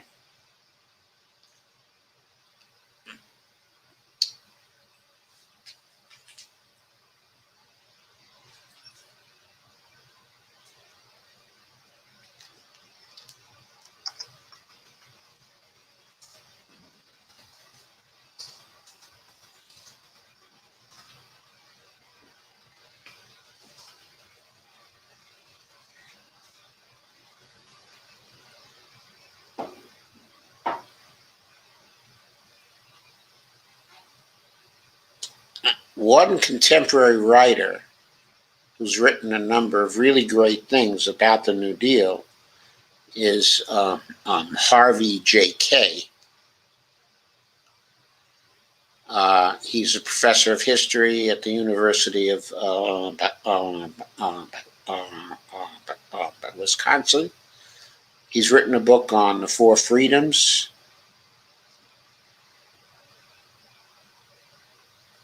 And he has a lot to offer when it comes to the New Deal and recalling the vision of the New Deal and what it can do for us today. Okay, I'm sorry I took so long with this last one. I'm now going to go to your comments. I see a few of you are still hanging in. I'll be happy to review your comments. So Dale Weaver is here and is waving. Carmen says, here's some update from Dr. Campbell. Thank you, Carmen. And Evelina says, hello. Hello, Evelina. Kay says, hi, Kay. Was starting to miss the show. Kay says, I reminded you. You did. Thank you. And Kay says, YW. Steve Gonzo says, what does greening the dollar even mean? I have a long video on greening the dollar, on what it means. What it means is a program which the Green Party has been trying to follow since 2010. It's based on a bill by Dennis Kucinich that he introduced in Congress back in 2010, and that was immediately decisively criticized by Bill Mitchell at his blog because of certain assumptions it made concerning the nature, of money, and also the certain views it had about the actual reality of the fractional reserve system, which of course is not how banks operate when they lend money. So there was a lot of baloney on this, and I have some long videos on it trying to give the greening the dollar idea as strong an interpretation, as I could give it, but then also critiquing the whole proposal that the Green Party has been pushing, stubbornly pushing for some years now, resisting MMT, the MMT approach now, for more than 10 years in favor of the greening the dollar approach. I will leave a comment so that you can see my video on this. There was a very big comment thread attached to that video on YouTube as well, where a lot of this, was argued out. Kay says that low-income apartment I lived in was full of mold and who knows what else. Kay says, paint the concrete on the floors in those buildings. Evelina says, public housing should be in the best shape always, absolutely no excuse if it isn't. It is government housing, after all. Kay says, most are corporate-owned here now, Evelina Pont. That's the problem. Yeah, in other words, they're corporate-owned, but they're subsidized by the federal government. So the federal government is paying for them, and they're still in terrible shape. Evelina says, the one I lived in was owned by a New York City company, not even in Ohio. I'm sorry, that's what Kay said to Evelina. Evelina said, that's disgusting. Carmen said, not so good. That wasn't in the intro. Kay says, it really was disgusting in many ways. Carmen says, some garbage. Evelina says, Argentine president will be there video via conference, I believe. Yes. Evelina said, don't know if Brazil's Bolsonaro will be. Haven't heard anything about it. There was an article in Common Dreams about it today. Take a look at Common Dreams. You'll find the article about the upcoming conference between Biden and Bolsonaro. Kay says probably not. Evelina says read that in Denmark. All rail is run on wind energy. Scotland and New Zealand close to zero carbon emissions. It can be done. It certainly can be done. But there has to be the will to do it, and there has to be a will to just crunch the fossil fuel industries within the next 10 years. Kay says, yes, it can, if the country isn't so far behind and has the brains to invest in it. Evelyn says, what can he possibly contribute? Carmen says, see, that's what blows my mind. If the parliamentarian is just an advisor, why does she have input about the reconciliation bills? Because that's what she's supposed to advise about.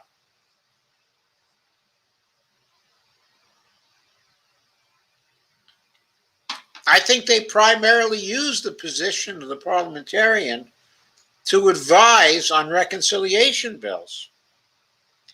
Normally, though, the parliamentarian works along with the majority because the parliamentarian wants to keep their job.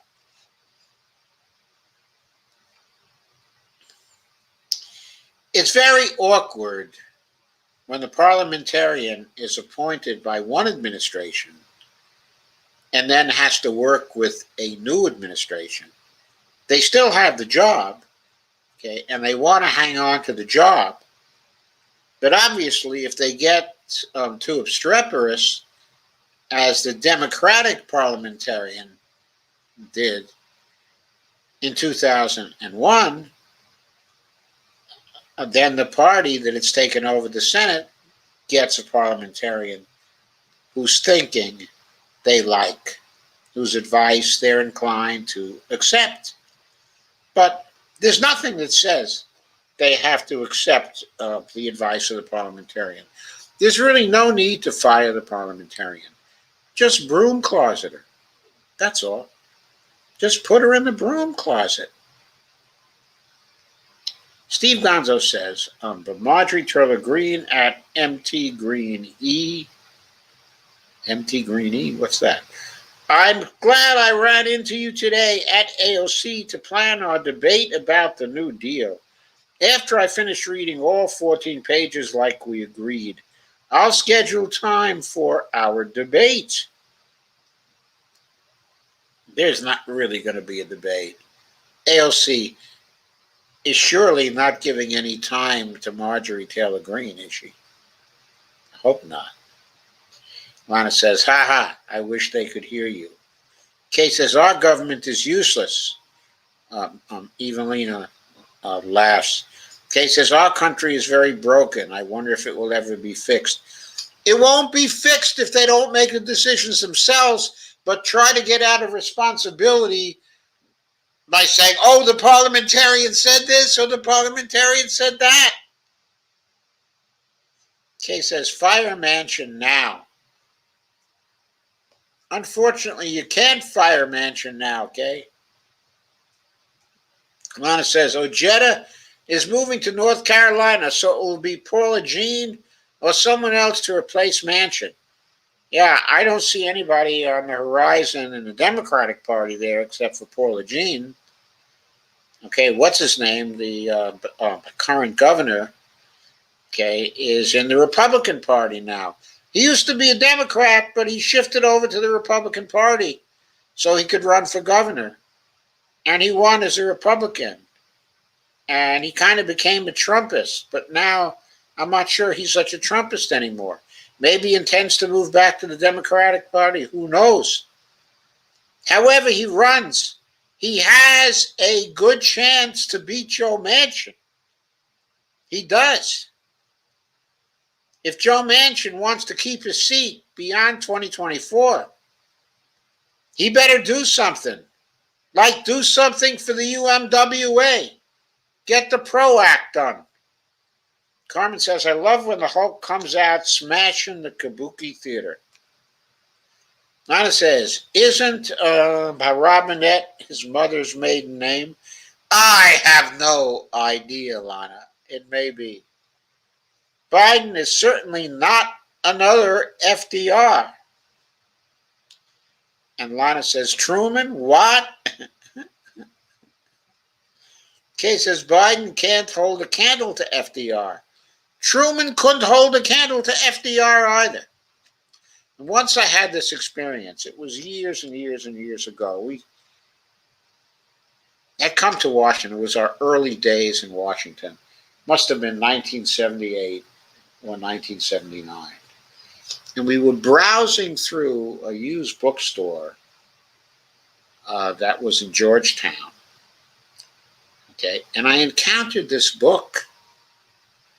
And it was a book that had been actually published, I guess, sometime in the early 1950s.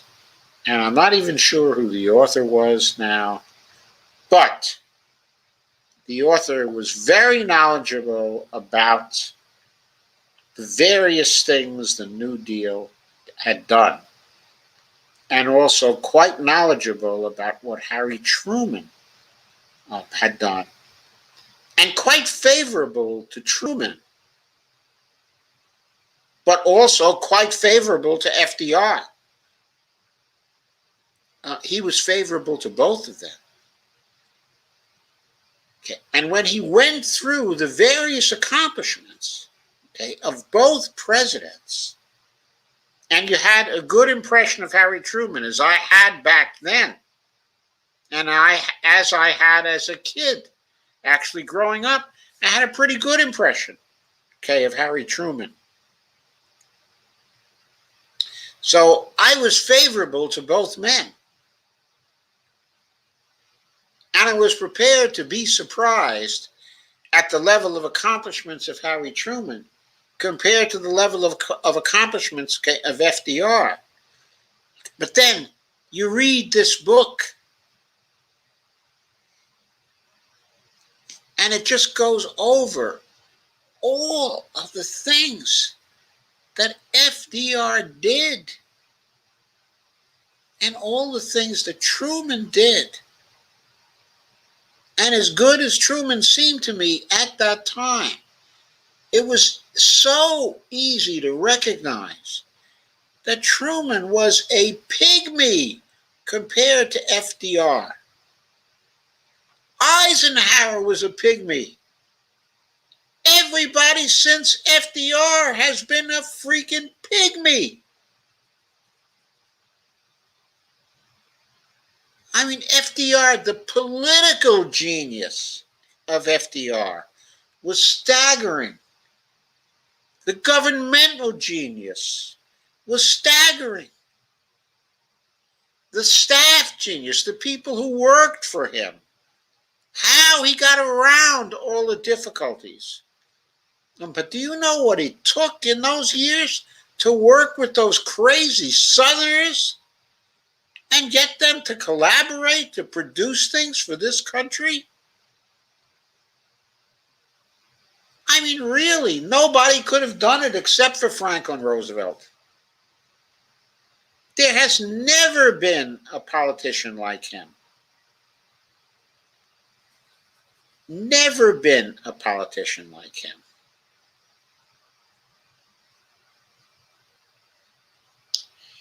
Anyway, Clyburn needs to go too. Lana says, Harry Truman desegregated the military.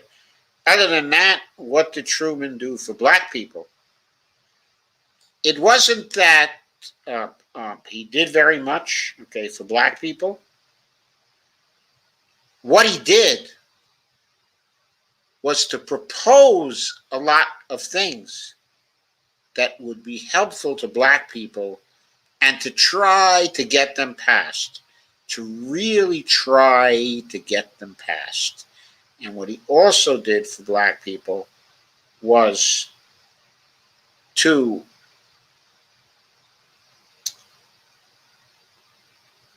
speak in favor of civil rights and ending discrimination. During this period of time, the Democratic Party was changing. And Truman, Senator Humphrey, other northern Democrats were quite militant on civil rights during this time. They pushed for civil rights during the latter part of the 40s. They kept pushing during the 50s. And of course, they pushed during the 60s, when the movement finally erupted in full bloom. There were supporters among the politicians then.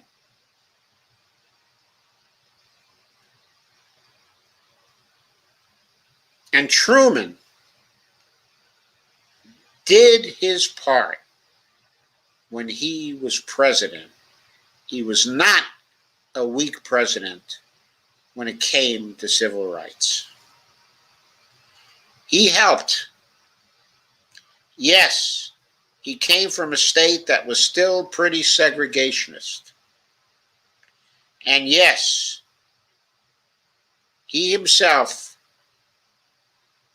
was prejudiced. There's no question about that. But still, he tried to end that. He tried to roll it back. By the way, desegregating the military was, as Joe Biden would say, a BFD. It really was at that particular time. The brass were all against him on that. Everybody was against him on that. And he was unpopular anyway. And he got that done. Carmen Venus says, Clyburn totally ignored Biden's crime bill and doesn't give a shiitake about the people of color.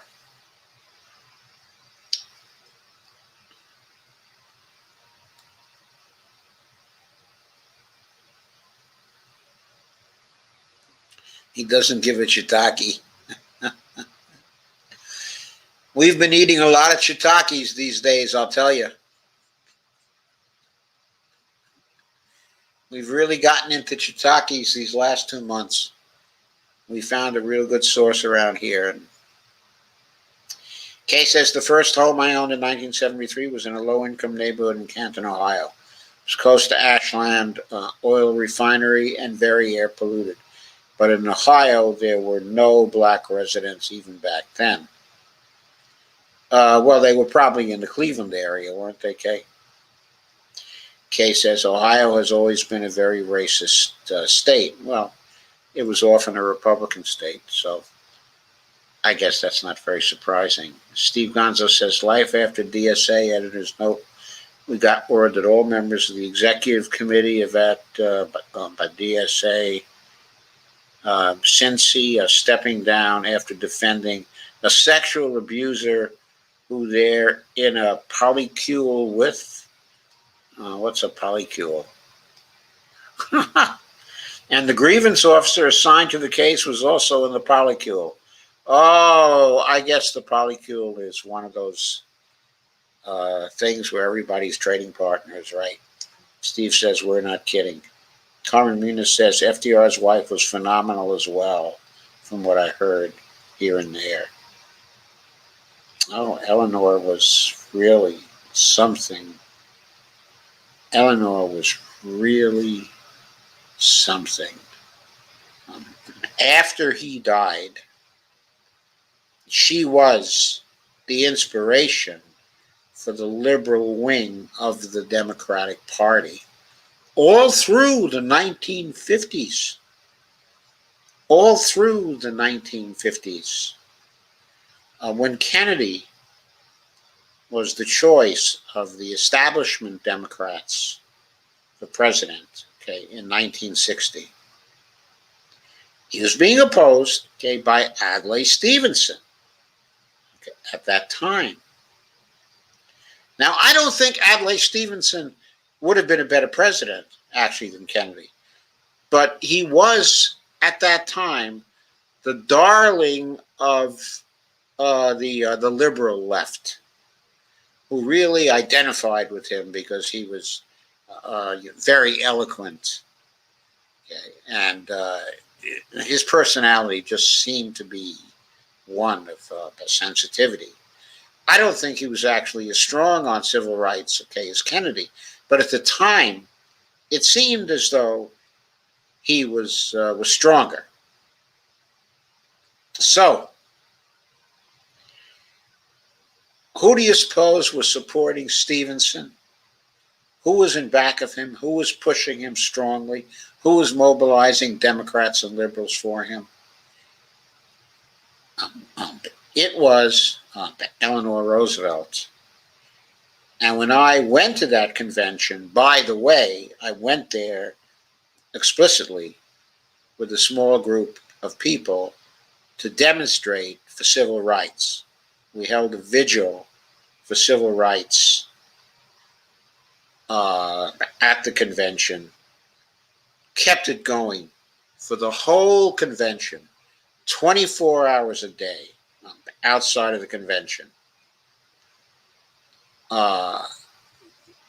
It was a piece of resistance at that time. We wanted a strong civil rights plank in the party of the Democratic Party, okay, in 1960, in the party platform. Party platforms in those days were thought to mean something. So we were there to demonstrate for that. Okay, and we would see Eleanor Roosevelt go by, with her entourage, supporting Stevenson as we stood outside the convention.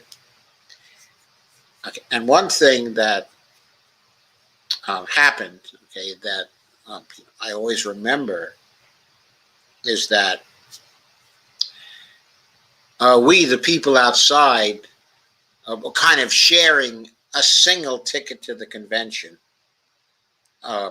actually a pair of tickets, and passing the pair of tickets around.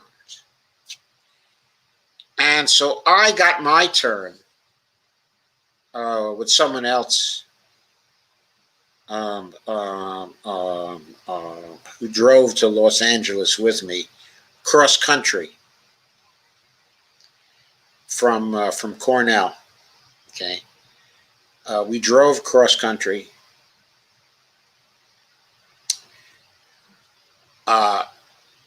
Okay, and so at the convention, when I got my chance to go in, it was just at that time that the nominating speeches for Adlai Stevenson were being made. And I heard Gene McCarthy's nominating speech for Adlai Stevenson. It was a very famous speech. The man who this and the man who that. It was a marvelous, marvelous speech. And the convention floor erupted. It just totally erupted. Conventions were not totally staged then. Yeah, the staging was starting, and Kennedy's people were very good at it. But there was still an element, okay, of spontaneity that was soon gone. But it was still there for the 1960 convention. And I'm telling you, when that rally for Stevenson erupted, there was that feeling that maybe it was going to swing the whole convention behind Stevenson and that he would be nominated for a third time. And of course, we were sure the third time was going to be the charm, and he was going to get Richard Nixon, he was going to beat him to a pulp. So that's what we thought at that time. And that was the experience I had. And of course, Gene McCarthy later became famous because of his resistance to the war, in Vietnam. And of course, he was a very effective and a very liberal senator for a long time for the state, of Minnesota. He was part of the Minnesota dynasty that was so prominent for such a long time, in the party, in the Democratic Party, over maybe 30 years, from the middle 40s on. The senators, from Minnesota, and the governors, of Minnesota, very important for the Democratic Party for more than 30 years. Well, for 40 years, actually, from the middle 40s up to the loss, of Walter Mondale, in 1984. They were really important. Anyway, I digress. Great digression. Balana says, certain things FDR did I don't like, but generally speaking, I love him. I'm very biased because I grew up on FDR. I mean, I was a kid when he died, and he was very important to my family. The committee accused survivors and other chapter members of transphobia, all to defend the sex abusers. Some members they accused were also trans, and NB. We're still not kidding. But Lana says, glad for the Truman explanations. I lived in KC and have been to the Truman Library, in their home. And by the way, he was one president who never got rich off his presidency. He never did that. Never even tried. Carmen says, shiitakes are expensive, but what are you making with them? Well, they're not really that expensive. We get them here, but we go to an Oriental market to get them here. And the shiitakes we get actually come from China. And they're roughly $6.99 a pound, which is not really too bad. What we make with them are sauces. It gives quite a lot of body to vegan dinners. We have a lot, vegan dinners. And we also use them, in our non-vegan dinners. In fact, I made a dinner tonight. We had some bay scallops.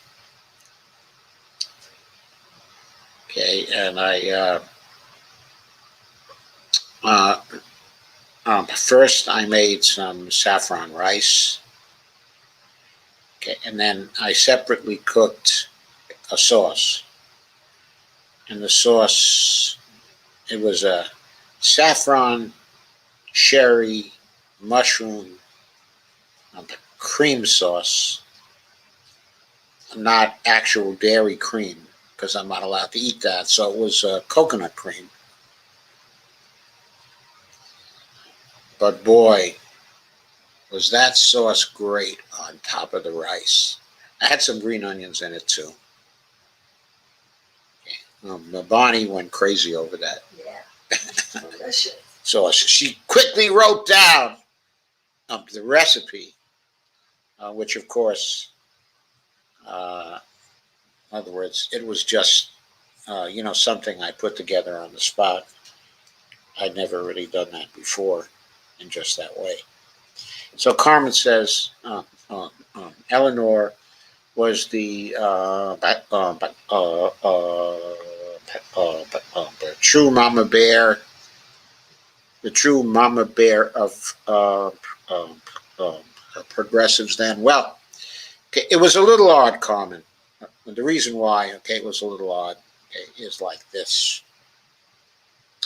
Okay, the progressives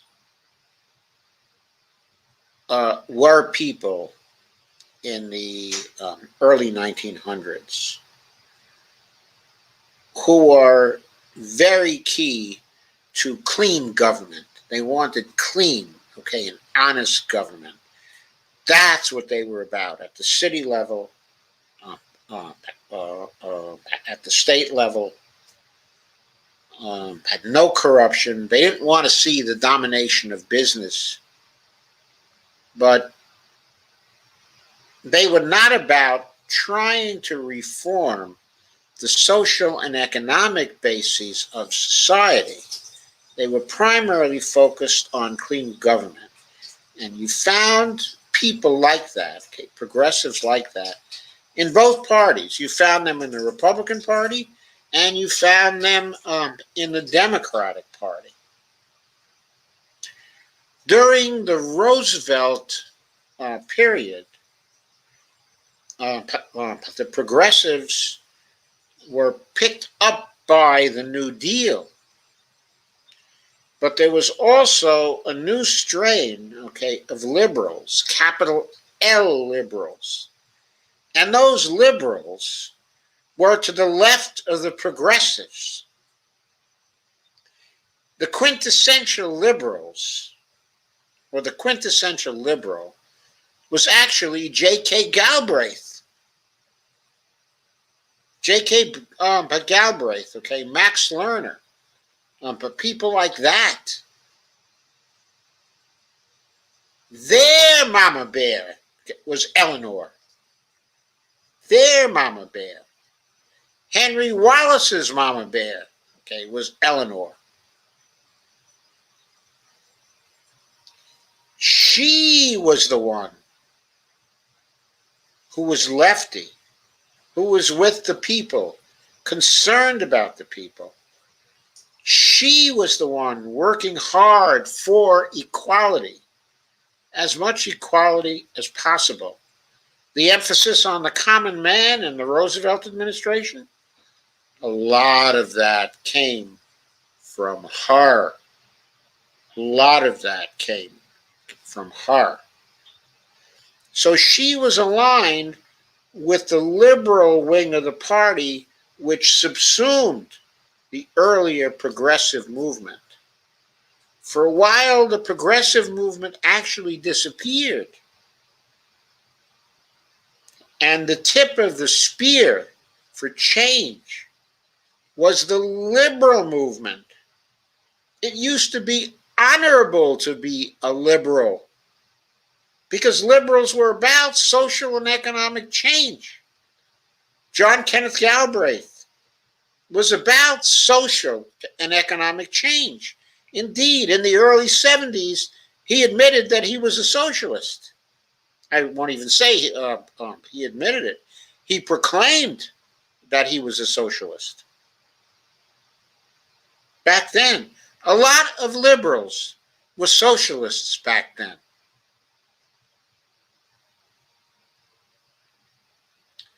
So, it was the liberals who were the left of the party. It was the liberals who were for the common people. It was the liberals who were for civil rights and for lifting people up and for civil liberties also. It was liberals who were for that. During the 1970s, there was a withering attack on liberalism. It actually started during the 1960s, but it was ineffective in the 1960s. It would have continued to be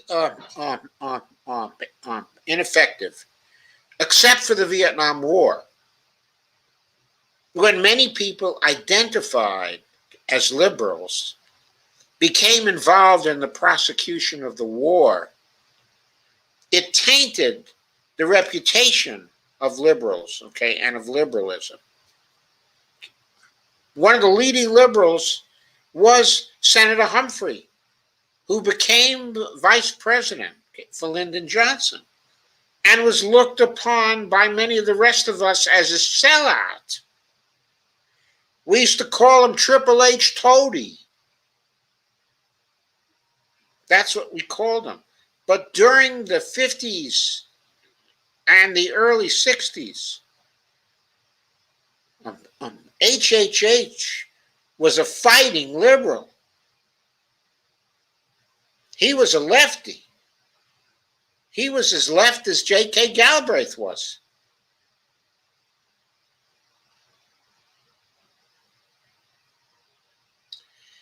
So, the forces of liberalism were split by the Vietnam War, because many liberals, of course, became very anti-war during that period of time. They split over foreign policy. Okay, and then the social bases of liberalism started to change, because the liberals of those days were very pro-union. And then, as suburbanites started to infiltrate the ranks of the liberals, as the yuppies began to come to the fore during the 1970s, they had had a suburban experience instead of the urban experience.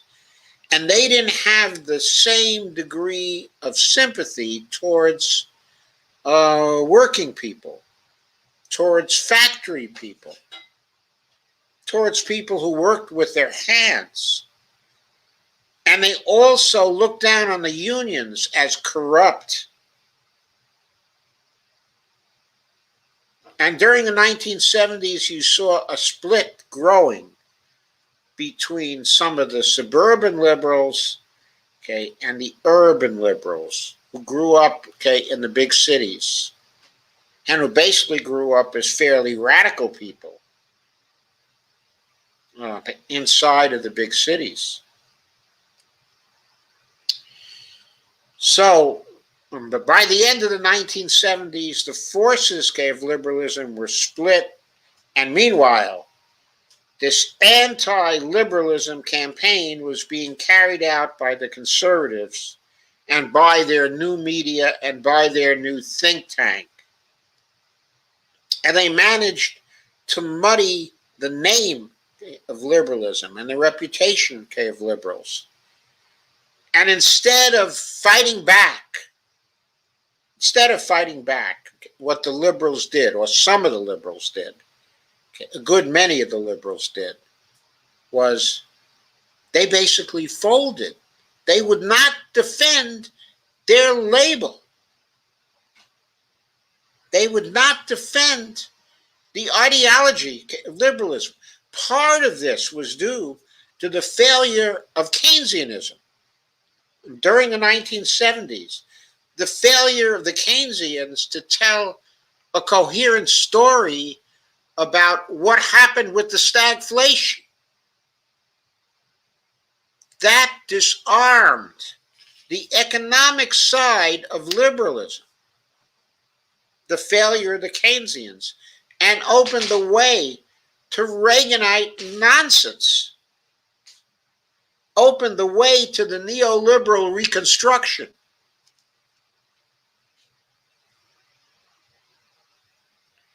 So that happened, and that was coupled with the failure of the liberals to stand up for liberalism, to fight for the economic principles, to fight for the unions. They didn't fight for the unions. They abandoned the unions. That's what happened during this period of time. And then Reagan won, of course, and you had, the invasion of the media by these, fiscal austerians. The Washington Post started turning towards the right. They became fiscal responsibilitarians. You had all this happening. It was all nonsense. It was terrible stuff. that happened. Eleanor was the true mama bear, okay, of the real progressives who back then were the liberals. Yes. Lana says, Eleanor helped set up the rules for the United Nations. She worked her tail off. During the war, she also went to many hospitals to visit wounded troops. She did. And by the way, she was always on the side of labor, always on the side of the unions, always on the side of Francis Perkins during the New Deal, always on the side, okay, of the common man. Insofar as radical elements got into the World War II period, they were supported by Eleanor Roosevelt, enabled by Eleanor Roosevelt. She was so instrumental in that. Carmen says, my great aunt was named Eleanor. Unfortunately, I never got to meet her before she passed away pretty young. Carmen says, that's when you were still a beatnik Hulk then, huh, Dr. J? Yeah. Beatniks were politically active. So we beatniks went to the convention. Yep. I drove across country with other beatniks. We stopped, at Berkeley to pick up a friend of ours who was a beatnik. And we all drove down to Los Angeles. Had to ditch our car. Our car broke down, on Route 1. We had to pool our money to buy a new car. We didn't have much money. I mean, But that old car that we bought got us back to the East Coast. Got us through Death Valley. That was awful. We were afraid we weren't going to make it through Death Valley coming back. Carmen says, 40s Democrats, wasn't that when they were the party of the Klan? The Southern Democrats, the frickin' Dixiecrats. I mean, the party had these two wings. It had a northern wing.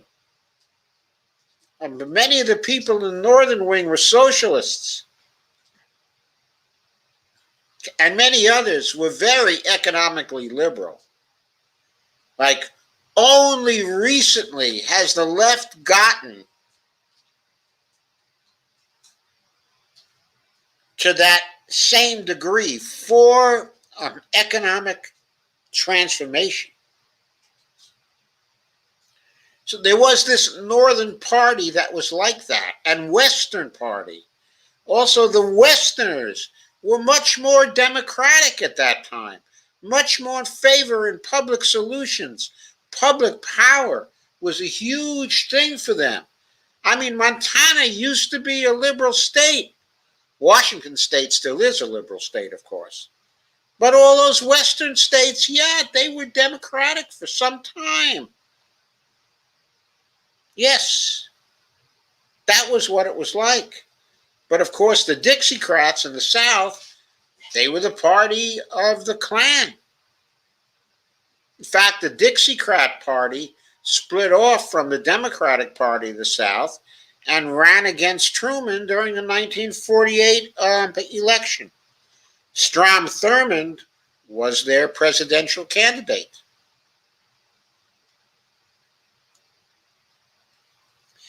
Kay says, I just saw an update in the shooting of the girl in Columbus, Ohio, saying the cop was arrested. Well, that's good, but a lot of times, the cops get arrested, but then they get off, so we have to see. Lana says, my son and I love the mushrooms. Carmen said, what a chef you are. Mushrooms seem to have a natural MSG that makes food pop. Yes, unfortunately, our daughter is allergic to mushrooms. Unfortunately. Kay says, thank you all for another great discussion. I love you all. We love you, Kay. Kay says, night all, night Kay. And Carmen says, thank you for your wonderful, full insights and historical insights. I feel like I'm in a time machine. Well, not quite. I never didn't quite do the time machine. And Dolores says, thank you and good night all. Carmen says, is this background and tutelage by Dr. J that makes this show the best on Facebook? Thank you, Carmen. Dee says, airlines are battling a scourge of passengers traveling with falsified COVID-19 health certificates with test results that are easy to manipulate. Because of that, vaccine cards may be coming. Won't surprise me at all. Carmen says, the Dixiecrats. Thanks for the clarification.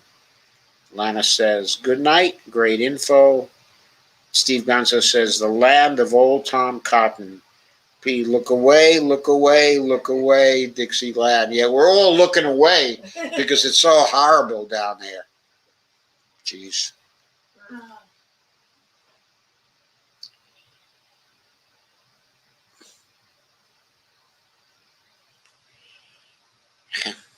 Incredible. Anyway, good night, folks. Thank you for coming. Thank you for staying to listen to my rantings. I appreciate it. Have a good night. I will be back tomorrow